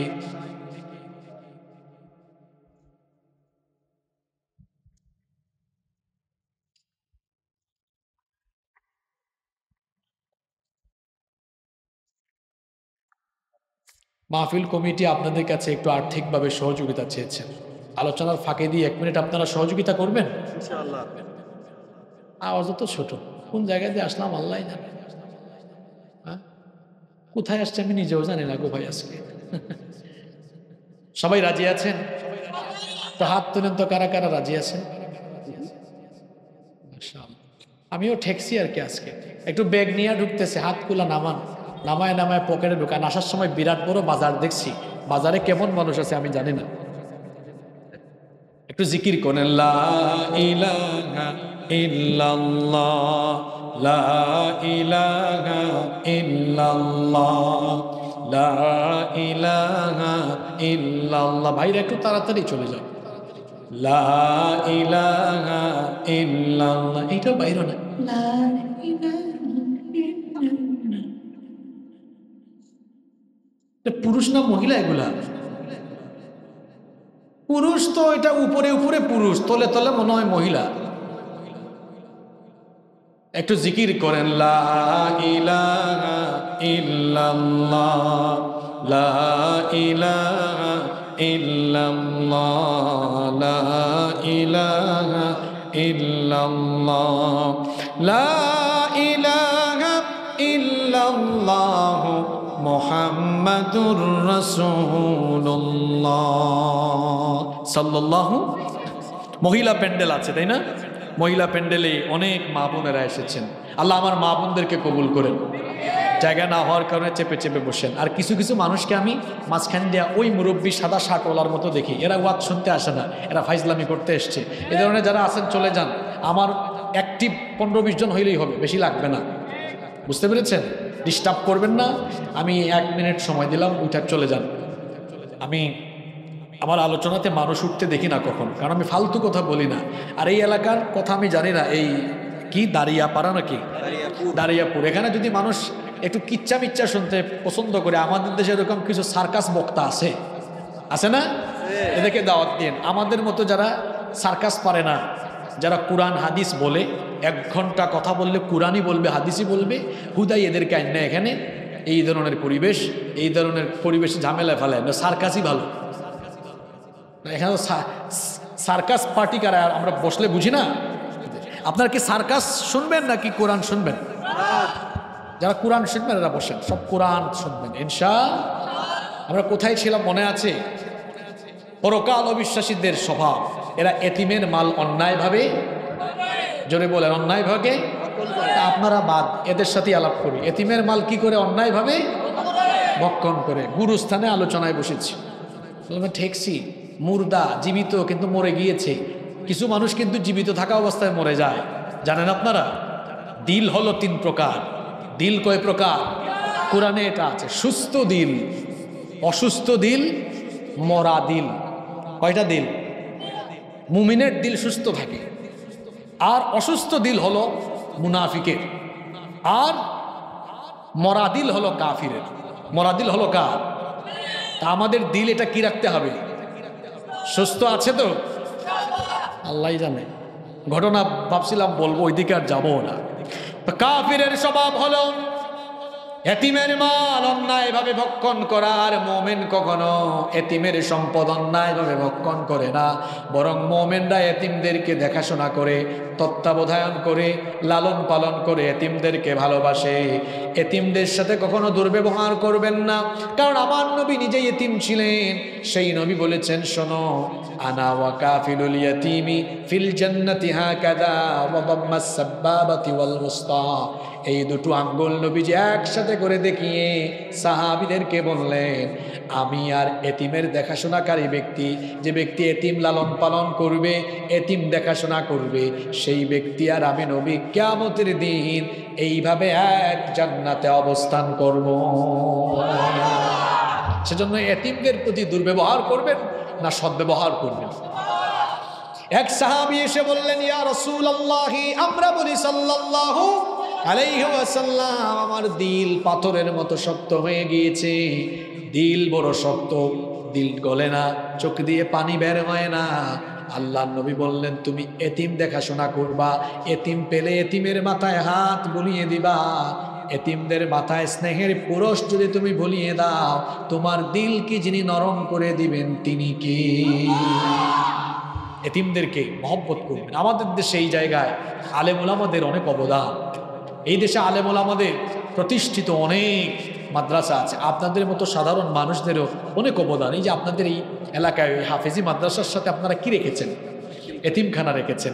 এই এতিমখানাগুলো যদি আমাদের দেশে না থাকতো তাহলে এই এতিমরা ছোটবেলা থেকে প্রতিশোধ পরায়ণ হয়ে বড় হতো। সমাজের মানুষ যদি এতিমের দায়িত্ব না নেয় তাহলে এতিমরা সমাজের মানুষের প্রতি ঘৃণা নিয়ে বড় হবে, আর বড় হওয়ার পরে এই সমাজ বিধ্বংসী যে কোনো কাজে সে সম্পৃক্ত হয়ে যাবে। আমাদের দেশে যারা নিজেদেরকে বুদ্ধিজীবী প্রগতিশীল দাবি করে, দেখবেন কোনো বুদ্ধিজীবী কোনো প্রগতিশীল তারা কোনো এতিমখানা পরিচালনা করে না, বরং আলেম ওলামারা এবং আপনাদের মতো সাধারণ মানুষরা এলাকায় এলাকায় এতিমখানা স্টাবলিশ করে সেই এতিমখানাগুলোতে আমরা এতিম ছাত্রদেরকে পড়াশোনা লালন পালনের বন্দোবস্ত করছি, ব্যবস্থা করছি, আলহামদুলিল্লাহ পড়েন। তবে অনেক জায়গায় এতিমখানায় কিন্তু বিজনেস হয়, অনেক মাদ্রাসাতেও এতিমখানায় 2 নম্বরই হয়। কিভাবে 2 নম্বরই হয়? দেখা যায় এতিমের সাথে ইয়াতিম ছাড়াও আবাসিক ছাত্ররা এতিমদের জন্য আসা দান সৎকা খাচ্ছে, এমনকি মাদ্রাসা পরিচালনা কমিটির সভাপতি সেক্রেটারি সুদ্ধা খাচ্ছে। এগুলা আপনাদের এলাকার কথা আমি বলছি না, অন্য এলাকায় এগুলা আছে, আছে কিনা বলেন? তাহলে এই যে এতিমের মাল খাওয়া, এটা কি ভালো স্বভাব? জোরে বলেন, ভালো স্বভাব? এরপরে আল্লাহ বলছেন পরকাল বিশ্বাসী কাফেরদের আরেকটা স্বভাব হলো ওয়ালা ইয়াহুদ্দু আলা তাআমিল মিসকিন।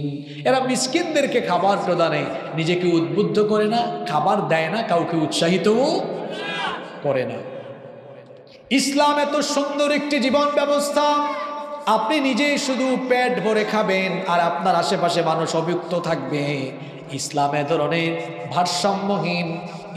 এই ধরনের ভারসাম্যহীন জীবন ব্যবস্থা চায় না, বরং ভারসাম্যপূর্ণ একটি সমাজ ইসলাম কায়েম করতে চায়, যেখানে সবাই খেয়ে পরে জীবনযাপন করতে পারবে।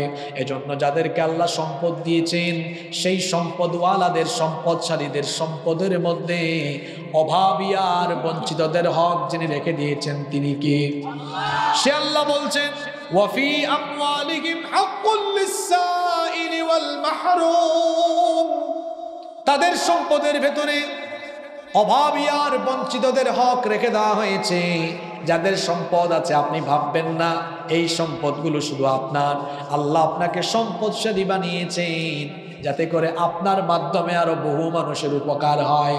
এজন্য যাদেরকে সম্পদ দেওয়া হয়েছে অবশ্যই তারা নিজেরা ভালো থাকার পাশাপাশি আশেপাশের মানুষদেরকে ভালো রাখার চেষ্টা করবেন। কিয়ামতের দিন আল্লাহ তাআলা বহু মানুষকে আটকে দিবেন, বহু নামাজিকে আটকাবেন, বহু হাদিসাবকে আটকাবেন। আটকায় দেয়া বলবেন দাঁড়াও, আমি তো অভুক্ত ছিলাম কিন্তু তুমি তো আমাকে খাবার দাও নাই। তখন এই বান্দা বলবে আল্লাহ তুমি তো রাজ্জাক, তুমি সবাইকে রিজিক দাও, তুমি আবার কেমনে ক্ষুধার্ত থাকো? আল্লাহ তখন বলবেন কেন, তোমার পাশের বাড়িতে অমুক যে ক্ষুধার্ত ছিল তাকে তো তুমি খাবার দাও নাই, তাকে যদি তুমি খাবার দিতা তাহলে আমাকে খাবার দেওয়ার মতোই হয়ে যেত। এজন্য আল্লাহ নবী বলেছেন যখন রান্না করো রান্নায় ঝোল একটু বাড়িয়ে দাও যাতে প্রতিবেশীর বাড়িতেও পাঠানো যায়।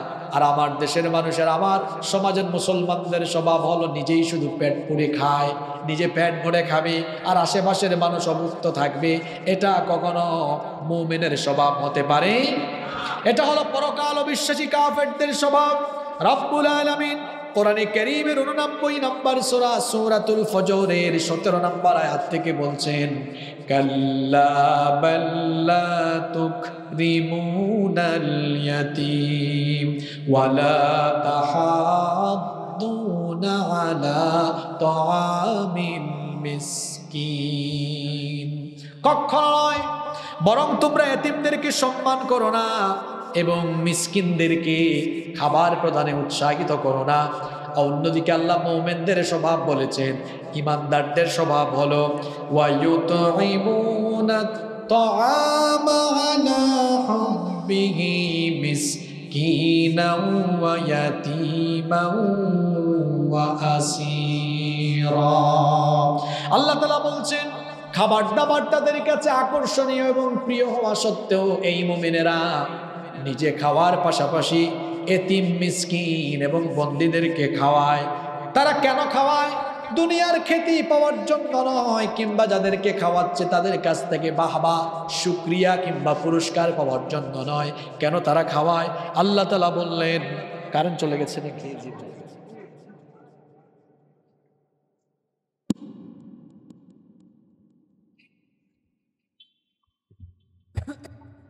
চলে আসছে, আলহামদুলিল্লাহ পড়ে। আল্লাহ তাআলা বলছেন তারা খাওয়ায় এই কারণে, কারণ হলো ইন্নামা নুতঈমুকুম লিওয়াজহিল্লাহি লা নুরিদু মিনকুম জাযাআন ওয়ালা শুকুরা।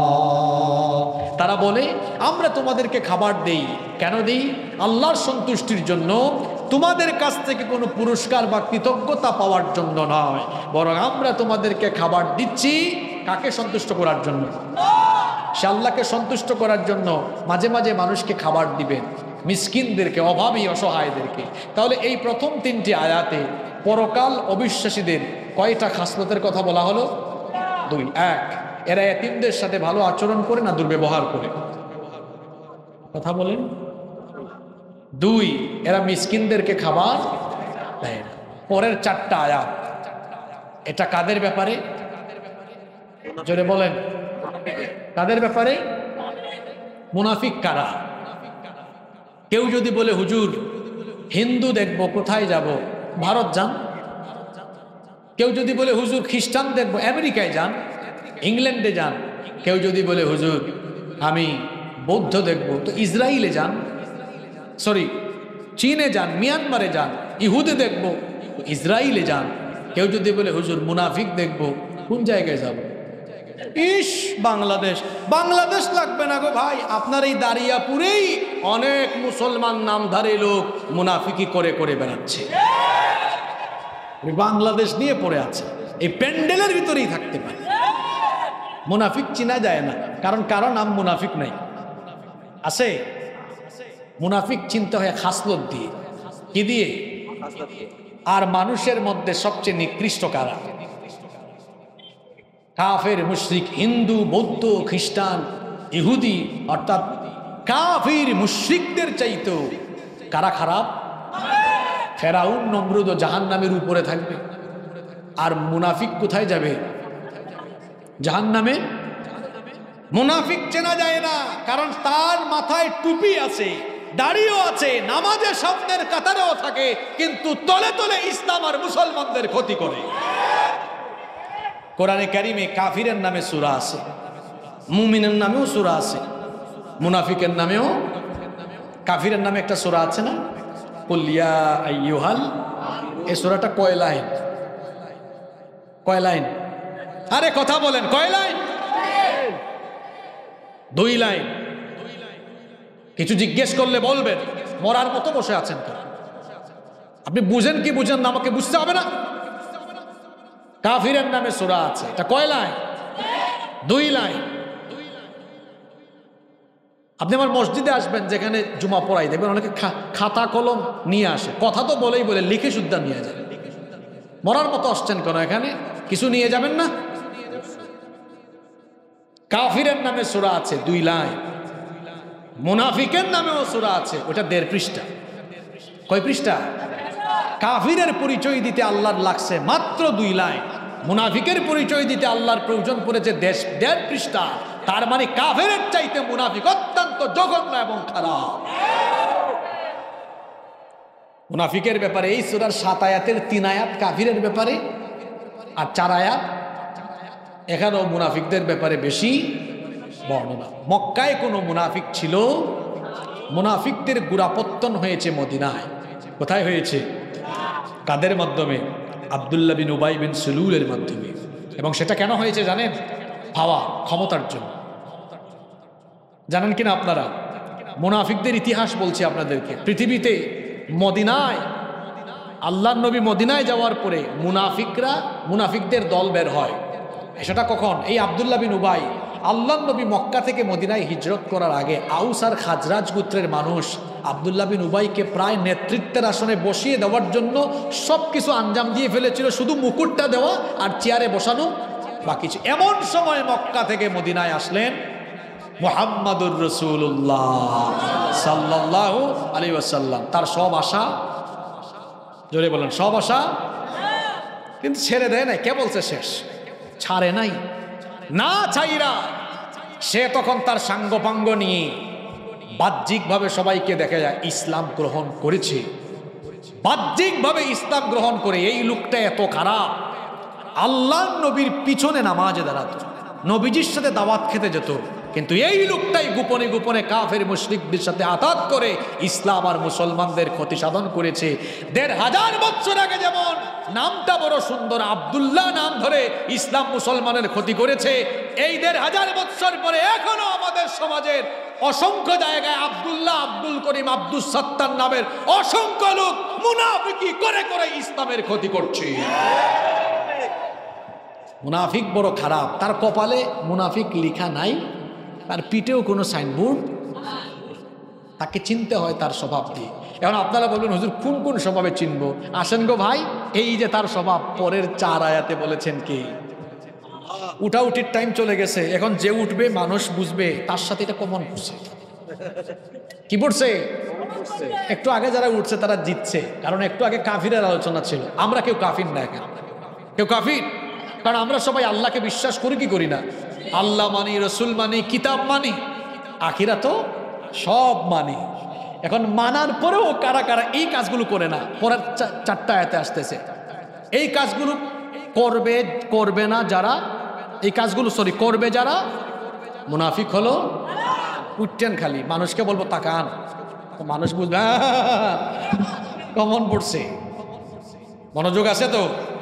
পরের ৪টা আয়াত শুরু হচ্ছে কাদের ব্যাপারে? আল্লাহ বলছেন ফাওয়াইলুল লিল মুসাল্লিনা আল্লাযীনা হুম আন সালাতিহিম সাহুন। ফাওয়াইলুল লিল মুসাল্লিন, অতএব ওয়াইল, ধ্বংস নামাজীদের জন্য। আচ্ছা, ধ্বংস কাদের জন্য? আপনারা আমাকে জবাব দেন, নামাজ আদায় করলে কি মানুষ ধ্বংস হয়? জোরে বলেন, নামাজ আদায় করলে কি মানুষ ধ্বংস হয়? আল্লাহ দেখি এখানে বললেন মুসল্লিরা ধ্বংস। মুসল্লিরা আসলে কোন মুসল্লিরা ধ্বংস? এর পরের আয়াতে ব্যাখ্যা দেওয়া কোন মুসল্লি ধ্বংস। এবার আল্লাহ বলছেন ওই সব মুসল্লি আল্লাযীনা হুম আন সালাতিহিম সাহুন, যারা তাদের নামাজের ব্যাপারে উদাসীন থাকে, গাফেল থাকে। নামাজের ব্যাপারে উদাসীন যারা, ধ্বংস হলো তারা। নামাজের ব্যাপারে উদাসীন যারা মুমিন নয়, কি তারা?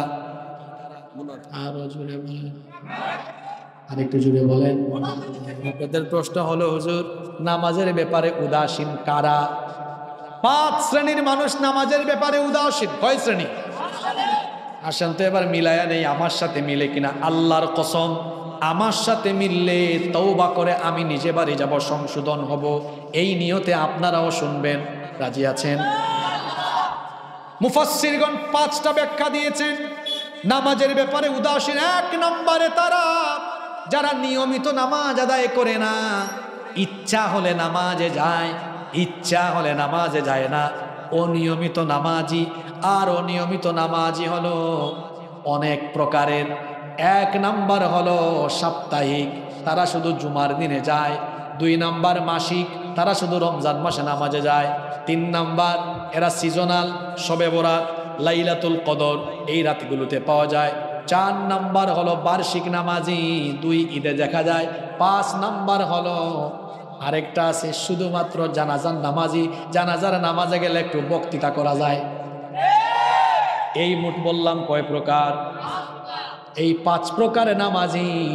5 ওয়াক্তের নিয়মিত না অনিয়মিত? রাগ করবেন না, পায়ে ধরে বলে যাচ্ছি, এই 5টা রূপ যার ভেতরে আছে, যে সাপ্তাহিক নামাজি, যে মাসিক, যে ব্যক্তি মাসিক, এই দেখেন সাপ্তাহিক, মাসিক, বার্ষিক, সিজনাল, জানাজার নামাজি, এই 5টা খাসলত, এই 5টা স্বভাব যাদের মধ্যে আছে, এই 5 প্রকারের নামাজি দ্বারা মুনাফিক হলো তারা। এই 5 প্রকারের নামাজি যারা ধ্বংসপ্রাপ্ত তারা। এখন উঠতেন খালি, উঠলেই মানুষ ধরবে। এই 5 প্রকারের চাইতে যে কোনো এক প্রকারে ধরা পড়ছে। কয় প্রকার বললাম? হাসানোর জন্য বলছি না, কত সাংঘাতিক কথা, সাংঘাতিক কথা তো এটা।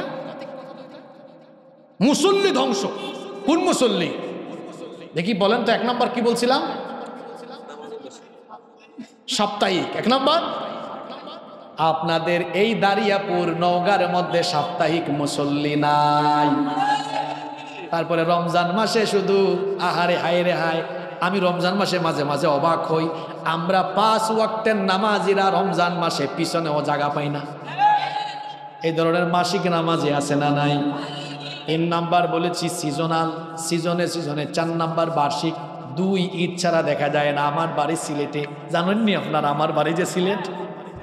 আমি একবার বাড়িতে গিয়ে খিতা দেখি। আমি একবার বাড়িতে গিয়ে দেখলাম, গ্রামের বাড়িতে ঈদের সময় গিয়েছি, মসজিদ কমিটি বলল আমাদের বার্ষিক নামাজি কোথায়? আমি তাকালাম, বললাম মা এটা আবার কোন ধরনের কথা? আমি জিজ্ঞেস করলাম বার্ষিক নামাজি মানে কি, এর ব্যাখ্যা কি? বলছে ওনারা শুধু 2 ঈদেই আসেন, আর ওনাদেরকে দেখা। মানুষকে জিজ্ঞেস করলাম আসলে কি তাই? সবাই বললেন হ্যাঁ। আপনাদের এলাকায় কি আছে এরকম? যেভাবে আছে বলছে কমন পড়ছে এটা। তাহলে এই যে 5 প্রকারের নামাজি, এরা মোমেন না মুনাফিক? মোমেন না মুনাফিক? মুনাফিক হয়ে মরবেন না মোমেন হয়ে মরবেন? তো মুমিন কে? প্রশ্ন আসে না, মুমিন কে? এই উত্তর আমি দিব না আল্লাহ দিবেন? আল্লাহ বলছেন মুমিন হলো কদ আফলাহাল মুমিনুন। মুমিনের নামে আল্লাহ সূরা দিয়ে বলেছেন অবশ্যই সফলকাম মুমিনরা। ধারাবাহিকভাবে কয়েকটি কোয়ালিটি আল্লাহ বর্ণনা করে শেষ আয়াতে বললেন ওয়াল্লাযীনা হুম আলা সালাওয়াতিহিম ইউহাফিযুন।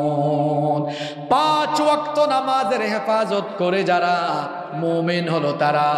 আর 5 ওয়াক্তের নামাজি যারা, জান্নাতুল ফেরদাউসের মেহমান হবে তারা। এখন বলেন তো আমরা মুনাফিক হয়ে মরতে চাই না মুমিন হয়ে মরতে চাই? তাহলে এই যে আজকে ফজরের নামাজ সামনে আসতেছে, যদি বেঁচে থাকি ফজরের নামাজটা যদি আদায় না করি, আমি কি মুমিন থাকবো নাকি? জোরে বলেন। তাহলে আল্লাহ বলছেন ফাওয়াইলুল লিল মুসাল্লিন। ধ্বংস নামাজিরা কারা? আল্লাযীনা হুম আন সালাতিহিম সাহুন। যারা নামাজের ব্যাপারে উদাসীন।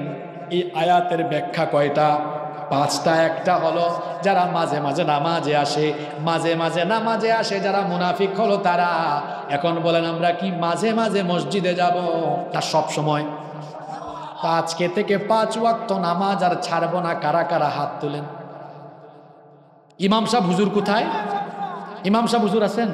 ভাই আপনি দেখা রাখেন, এত মানুষ হাত তুলছে, হাত নামান, আল্লাহ কবুল করেন। আমার বিশ্বাস সবাই কথা রাখবে ইনশাআল্লাহ। না রাখলে আমি কি করতাম? আমার কোনো অসুবিধা নাই। আল্লাহ বলেছেন ফাযাক্কির ইন্নামা আনতা মুযাক্কির। উপদেশ দেন, নবীকে বলছেন উপদেশ দেন। আপনি তো উপদেশ দাতা। লাস্তা আলাইহিম বিমুসাইতির। পিটাইয়া সাইজ করে কেউ আনতে পারবেন না। শুনলে শুনুক, না শুনলে নাই। এখন যদি না শুনে, আল্লাহ বলছেন কিয়ামতের দিন বলবো ফেরেশতাকে খুদু হেরে ধর ফাগুল্লুহু, ডান্ডা বেরি লাগা, শিকল পরা। কয় হাত? হুম্মা ফি সিলসিলাতিন যারউহা ৭০ যিরাআন ফাসলুকু। আল্লাহ বলবেন এই বেনামাজিকে ধর, শিকল পরা, ডান্ডা বেরি লাগা, তারপর জাহান্নামের আগুনে ফেলে দে। আপনি নামাজ পড়বেন না, কিয়ামতের দিন আল্লাহ তাআলা আপনারে বুঝি খুব আদর দিবে গো। খুব আদর দিবে নাকি? সাইজ করে ফেলবেন, পিঠে সাইজ করে ফেলবে ফেরেশতা। নামাজ ছাড়বেন? জোরে বলেন, নামাজ ছাড়বেন? আল্লাহ মরার আগ পর্যন্ত প্রতি ওয়াক্তের নামাজ জামাতে আদায়ের তৌফিক দাও। তাইলে নামাজের ব্যাপারে উদাসীন কারা?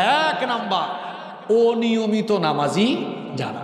2, কিছু মানুষ আছে নামাজি 5 ওয়াক্তই পড়ে, কিন্তু সেও মুনাফিক। যে ব্যক্তি 5 ওয়াক্তের নামাজের বেশিরভাগ নামাজ দেরি করে পড়ে, এই খাসলতটা কিন্তু পুরুষের চাইতে নারীদের বেশি। বিশেষ করে নারীরা জোহরের নামাজ, আসরের নামাজ বেশি লেট করে পড়ে। অনেক পুরুষরা আবার বিকেলবেলা আসরের নামাজটা দেরি করে পড়ে। নামাজ যে ব্যক্তি দেরি করে পড়ে, ওই ব্যক্তিকেও মুনাফিক বলেছেন মুহাম্মদ সাল্লাল্লাহু আলাইহি ওয়াসাল্লাম। শুনেন তাহলে হাদিস, তিরমিজি শরীফের হাদিস। আল্লাহর নবী বলেছেন তিলকা সলাতুল মুনাফিক। ওইটা হলো মুনাফিকের নামাজ। ইয়াজলিসু ইয়ারকাবুশ শামস, বসে বসে সূর্য দেখে। হাত্তা ইদা কানাত বাইনা করনাই শাইতান, এরপরে শয়তান যখন এরপরে সূর্য যখন শয়তানের দুই শিঙের মাঝখানে চলে যায়, অর্থাৎ সূর্য অস্ত হওয়ার সময় যখন চলে আসে, এটা দেখেই কামা, ওই ব্যক্তি দাঁড়ায়। ফানা করা আরবাআন, তারপরে ওই ব্যক্তি ঠুকর ঠুকর করে 4টা সাজদা মারে। লা ইয়াযকুরুল্লাহু ফিহা ইল্লা কালিলা, তার নামাজের মধ্যে আল্লাহর স্মরণ খুব বেশি থাকে না। তাহলে প্রতি ওয়াক্তের নামাজ জামাতে আদায় না করে দেরি করে নামাজ আদায় করে যারা মুমিন নয়, মুনাফিক। মনে থাকবে 1 নাম্বার কি বলেছি বলেন তো? নিয়মিত না অনিয়মিত? অনিয়মিত নামাজি, এরা কি মুমিন না মুনাফিক? 2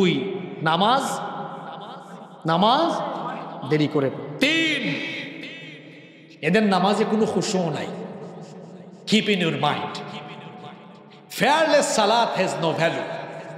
হুশুবিহীন নামাজের কোনো মূল্য আল্লাহর কাছে।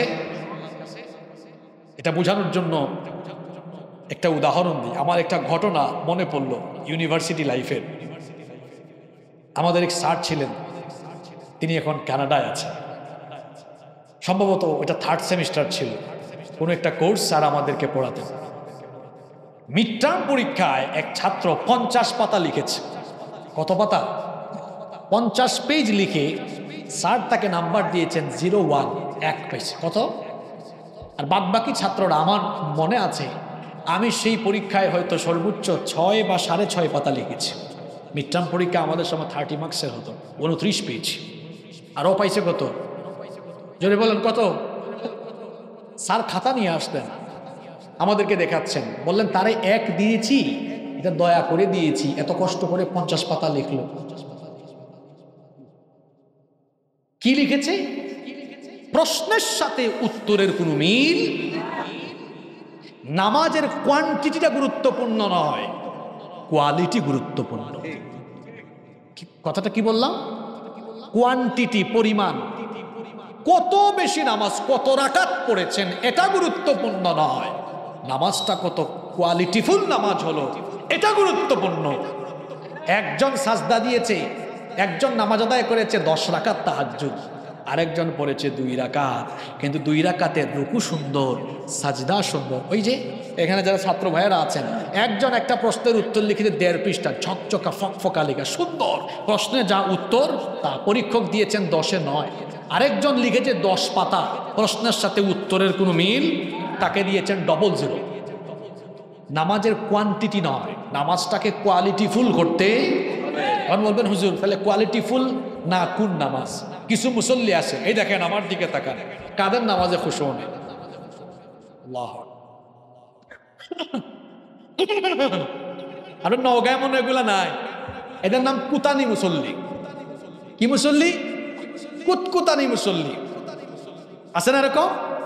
কাশিমের ইমাম সাহেবকে সিগন্যাল মারে, হুজুর তাড়াতাড়ি কাজ শেষ করেন, হাসিয়েন না। এগুলো আছে না?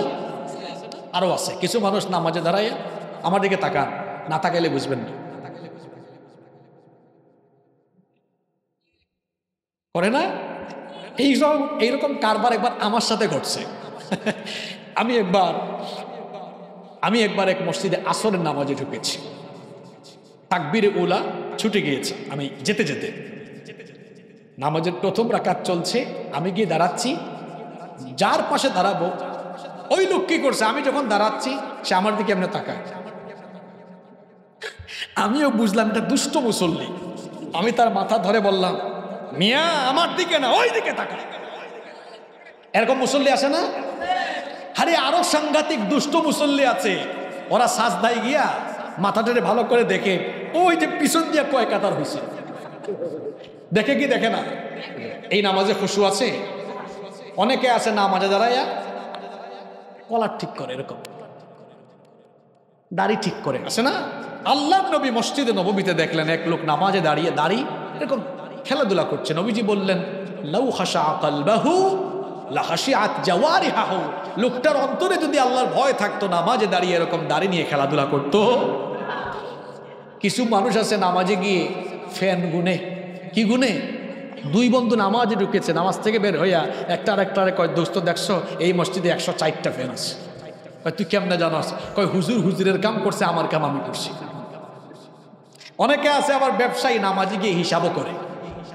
এক মসজিদ, বাজারের মসজিদ, এশান নামাজে ইমাম সাহেব সালাম ফেরায় বলতেছেন, ভাই গো, ও মুসল্লি ভাইরা, আজকে আমার একটু খটকা লাগতেছে না, আমার 4 হইল না 3 রাকাত হইল। কেউ কথা কয় না। এক মুসল্লি দাঁড়ায় বলে, হুজুর আমি 100% নিশ্চিত আজকের নামাজ 3 রাকাত হয়েছে। ইমাম সাহেব জিজ্ঞেস করলেন, আপনি এত নিশ্চিত কিভাবে হলেন? তখন ওই মুসল্লি বলল, হুজুর শোনেন, এই বাজারে আমার 4টা দোকান আছে। আমি এশার নামাজে আসলে আপনার কাম আপনি করেন, আর আমি প্রতি রাকাতে আমার একটা দোকানের হিসাব করি। 4 রাকাতে হয় কয়টা? আমি প্রত্যেক দিন আমার 4টা দোকানের হিসাব শেষ করি, আমার কোনো অসুবিধা হয় না। কিন্তু আজকে আমি 3টা করলাম, আপনি সালাম ফিরাই ফেললেন। হ্যাঁ, আমার 3টা দোকানের হিসাব করেছি, একটা দোকানের হিসাব বাকি আছে। আমি নিশ্চিত আপনার আরো 1 রাকাত বাকি আছে। এটা হাসানোর জন্য বলি নাই আপনাদেরকে, এরকম করে না?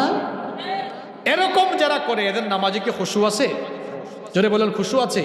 তাইলে নামাজের মধ্যে মনোযোগী থাকে না যারা, মুমিন নয়, মুনাফিক হলো তারা। নামাজে কিভাবে আপনি আপনার মনোযোগ ফিরায় আনবেন? প্রশ্ন হতে পারে, হুজুর আমি তো মুনাফিক হয়ে মরতে চাই না, আমার নামাজে আমি খুশু আনতে চাই। নামাজে খুশু আনার জন্য আজকে আমি আপনাদেরকে আমল শিখাই দিব 3টা। জোরে বলেন, কয়টা? মা বোনরাও শোনেন। 1 নাম্বার আমল হলো, ইদা কুমতা ফি সলাতিকা ফাসাল্লি সলাতাম মুয়াদ্দা। ভালো করে শুনেন। When you stand for the salat, keep in your mind it's your final salat. যখন দাঁড়াবেন নামাজে, হৃদয়ে এই অনুভূতি সঞ্চার করবেন, এটি হলো আমার জীবনের শেষ। এটা যদি মনের ভিতরে নিয়ে আসতে পারেন, চিন্তায় এটা নিয়ে আসতে পারেন, বলেন নামাজে মনোযোগ অন্যদিকে ডাইভার্ট হবে? আপনারা বলেন হবে? 2 নাম্বার আমল, যখনই নামাজে দাঁড়াবেন মনে করবেন আমি তো এখন আমার আল্লাহর সাথে কথা বলবো। সুবহানাল্লাহ। এটা বুঝাই দেই, আপনি যখন আপনার শীর্ষস্থানীয় নেতার সাথে কথা বলেন, তখন কি আপনার মনোযোগ অন্যদিকে থাকে? কত সেন্স, আরে লিডারের সাথে কোন কথা কেমনে বললে বেয়াদবি হয়, আমার বসের সাথে কোনটা বললে কি হয়।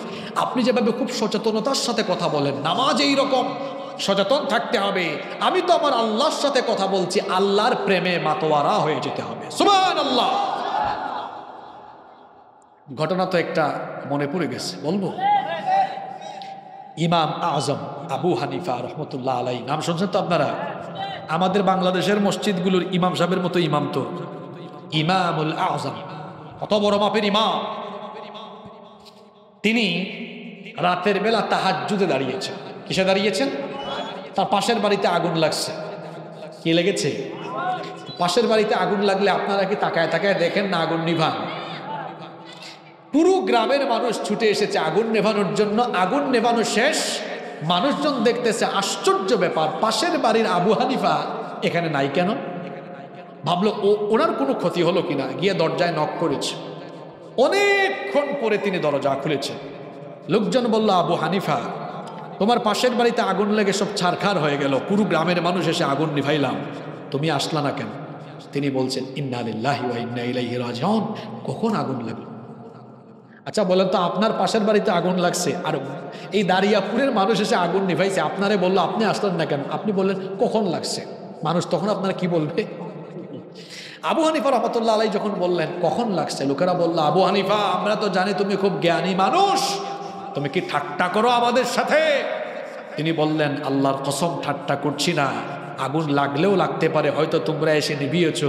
আসলে আমি এটা বলতে পারি না এই কারণে, তোমরা সবাই মিলে যখন আমার প্রতিবেশীর বাড়ির আগুন নেভানোর কাজে ব্যস্ত ছিলে, ঠিক ওই সময়ে আমিও সাজদায় পড়ে গিয়ে আমার রবের সাথে কথা বলে বলে জাহান্নামের আগুন নেভানোর কাজে আমি ব্যস্ত ছিলাম। এই হলো আমাদের পূর্ববর্তীদের নামাজ। নামাজে দাঁড়াইলে আশেপাশের খবর থাকে না। আর আপনাদের নামাজ কেমন জানেন? বলবো, মসজিদে গিয়েছে, মশা কামড় মেরেছে, নামাজের মধ্যেই বলে, ও হুজুর কোয়েল দেন নাই, আসে না? মশার কামড়ে বুঝে। ওইদিকে আলী রাদিয়াল্লাহু আনহু, হ্যাঁ, আলী রাদিয়াল্লাহু আনহু যুদ্ধের সময় পায়ে কি ঢুকলো? তীর ঢুকলো। যে সাহাবী গিয়ে খুলতে চায়, চিৎকার।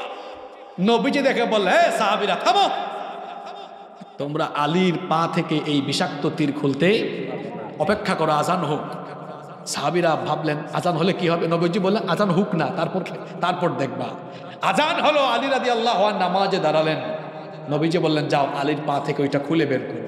আশ্চর্য ব্যাপার যে তীর নামাজের আগে টান মারলেই তিনি ব্যথায় চিৎকার করে উঠতেন, ওই তীর সাহাবীরা টাইনা টাইনা টাইনা টাইনা বের করে ফেলেছে, তিনি উহ শব্দও বলেন নাই।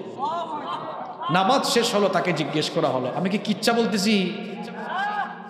নামাজ শেষ হলো, জিজ্ঞেস করা হলো ভাই আপনি না নামাজের আগে এটা খুলতেই দেন নাই, চিৎকার করলেন, আপনার পায়ের তীর খোলা তো শেষ। তিনি বললেন কি বলো, আমি তো টেরও পেলাম না। মানুষজন বললেন কেন টের পেলেন না?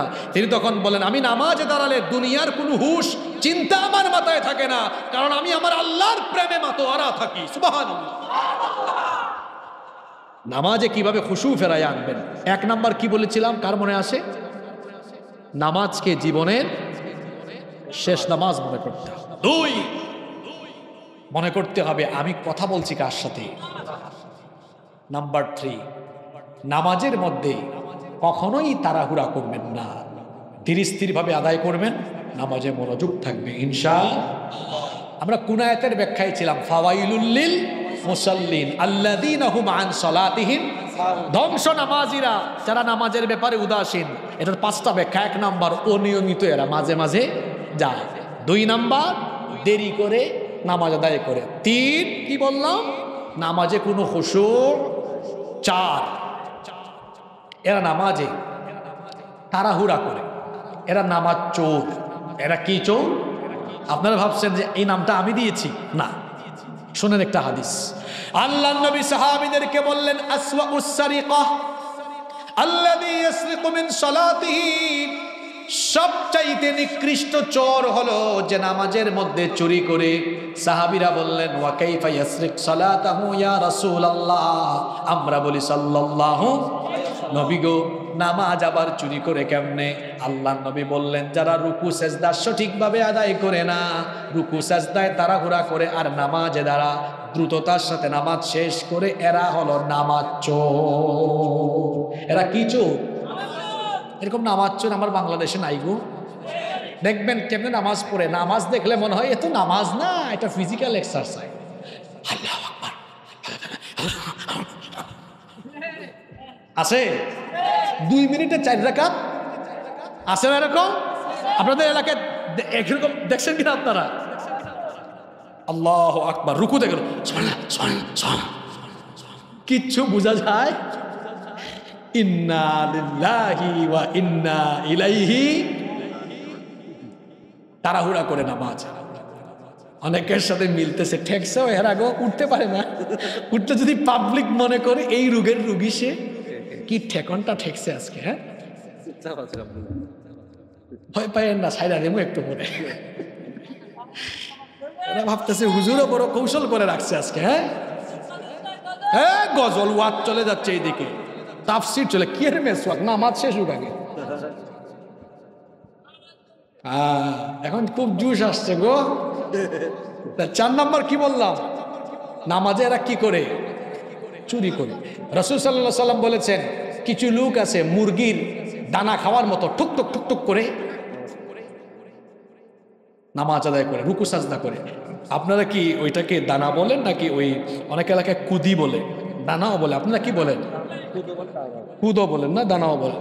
মুরগির বাচ্চাকে দিলে ওরা কি করে? টুকুর টুকুর টুকুর টুকুর করে খায়। কিছু মুসল্লি দেখবেন আপনাদের এলাকাতে ঠুকুর ঠুকুর করে রুকু সাজদা মারে, খুব স্পিডে 160 মাইল আছে না? এইরকম স্পিডে গতিতে নামাজের সাথে দ্রুততার সাথে নামাজ আদায় করে যারা নামাজ চোর, তারা মুমিন নয়, মুনাফিক তারা। কয়টা গেল? 5 নাম্বার, যারা নামাজের জামাতের ব্যাপারে গাফলতি করে। কিসের ব্যাপারে? নামাজ কি একা একা ফরজ না জামাতে ফরজ?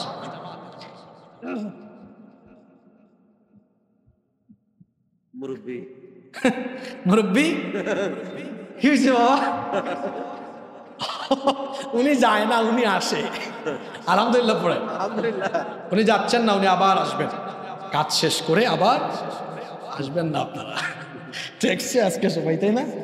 5 নাম্বার, নামাজে কি করবে? জামাত। একাকী নামাজ আদায়ের চাইতে জামাতে নামাজ আদায়ে সওয়াব কয় গুণ বেশি? একটা উদাহরণ দেই, মনে করেন ফজরের নামাজ আপনি 27 বার একা একা আদায় করলে যে সওয়াব, নামাজে জামাতে গেলেই 27 বারের সমান সওয়াব। তা আপনি 27 বার পড়তে পড়তে তো সকাল 10টা বাজবে, এত কষ্ট করার দরকার আছে? আমরা জামাতে হাজির হব ইনশাআল্লাহ। তাহলে সূরা মাউনের পরের 4টা আয়াত কাদের ব্যাপারে? আগে ছাড়বো আপনাদেরকে ইনশাআল্লাহ। এরপরে হচ্ছে আল্লাহ বলছেন আল্লাযীনা হুম ইউরাউন,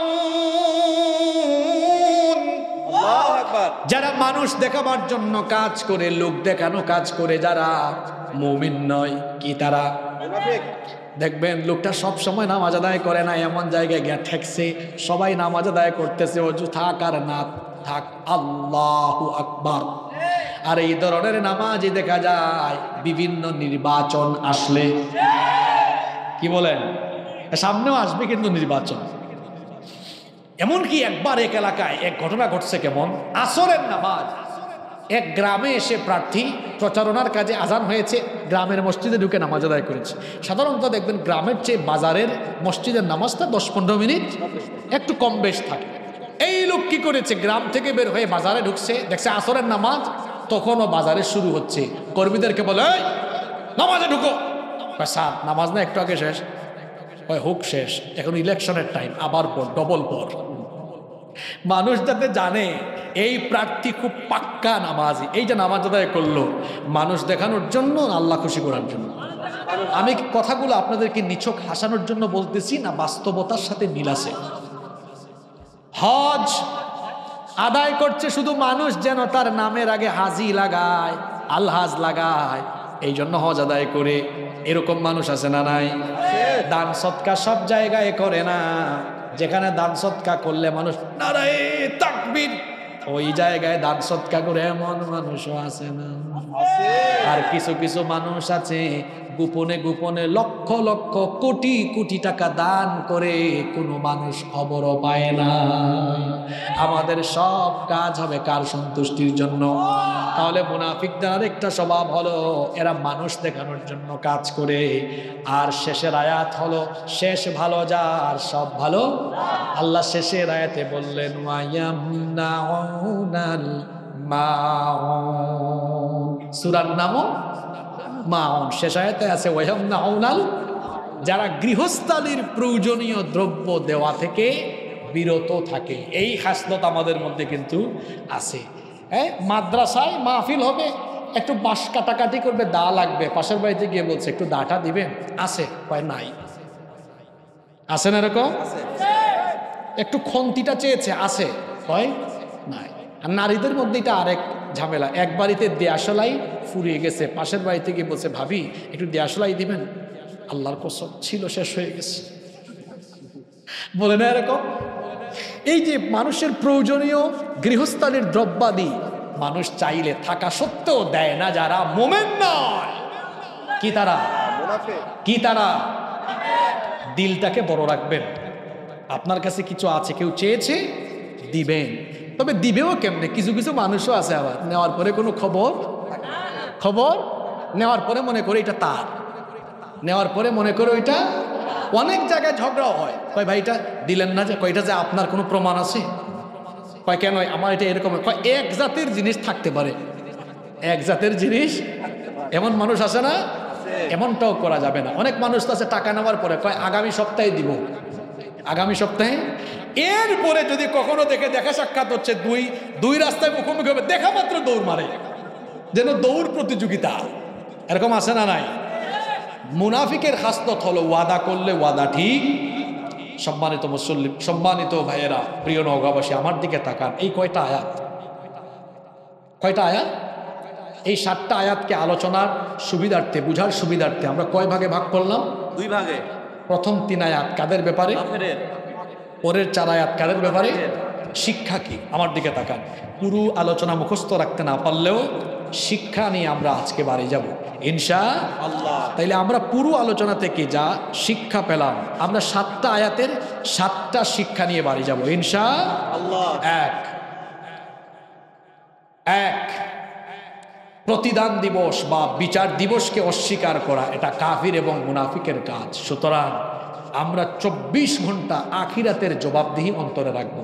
এটা রাখলে কি হবে? এই যে মোবাইল, একটা খারাপ ভিডিও আসছে, না না না আমি এটা দেখবো না, কারণ আল্লাহ হিসাবের সময় জানতে চাইবেন কেন দেখলি।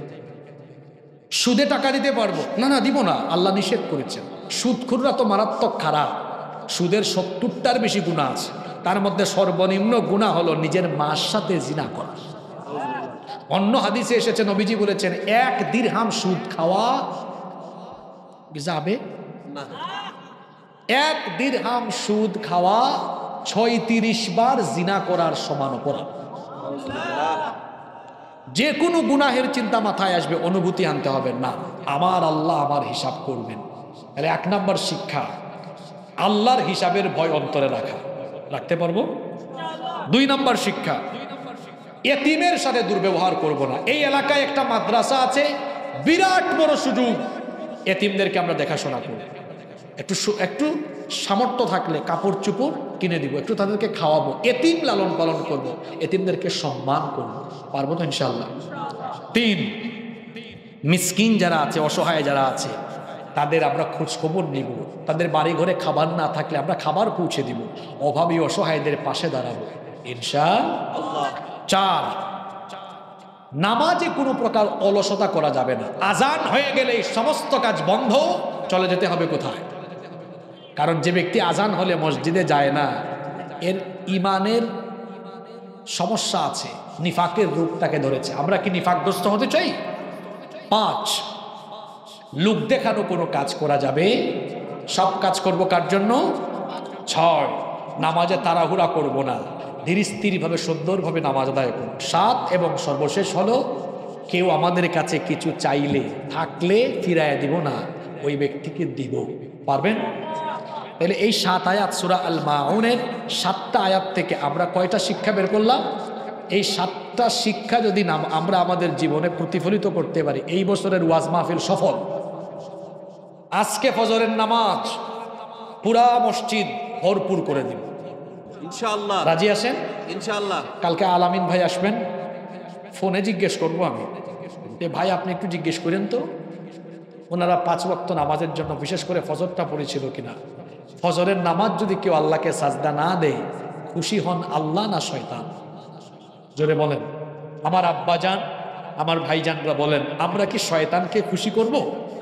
কাকে খুশি করব?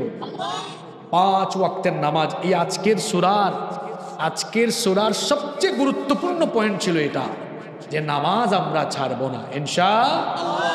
আর মুনাফিক হতে হয় এমন কোনো কাজের সাথে আমরা সম্পৃক্ত হব না ইনশাআল্লাহ। আজকে যে আমরা এই সূরা মাউনের 7 আয়াতের তাফসীর শুনলাম, এর শিক্ষাগুলো বাস্তব জীবনে প্রতিফলিত করার তৌফিক আল্লাহ আমাদেরকে দান করেন। আমার কথায় কি আপনারা কোনো কষ্ট পেয়েছেন? কষ্ট পেয়ে থাকলে আমি আন্তরিকভাবে আপনাদের কাছে ক্ষমা চাচ্ছি। হ্যাঁ, পড়লে নামাজ, রাখলে রোজা, আল্লাহ রাসূল পাবে সোজা, হালকা হবে।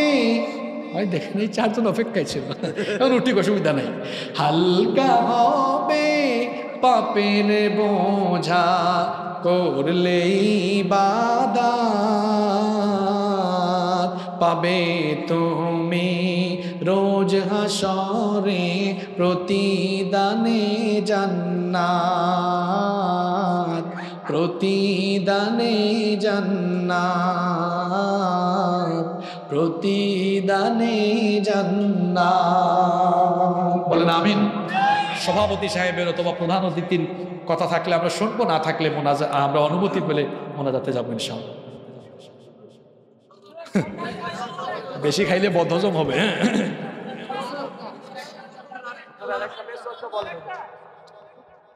বসেন সবাই, আপনাদের কোনো কথা আছে দেন, এরপরে মোনাজাত করবেন। আজি কালকে ওনার কথা বলতে, আজকে কি আমরা মোনাজাত দিব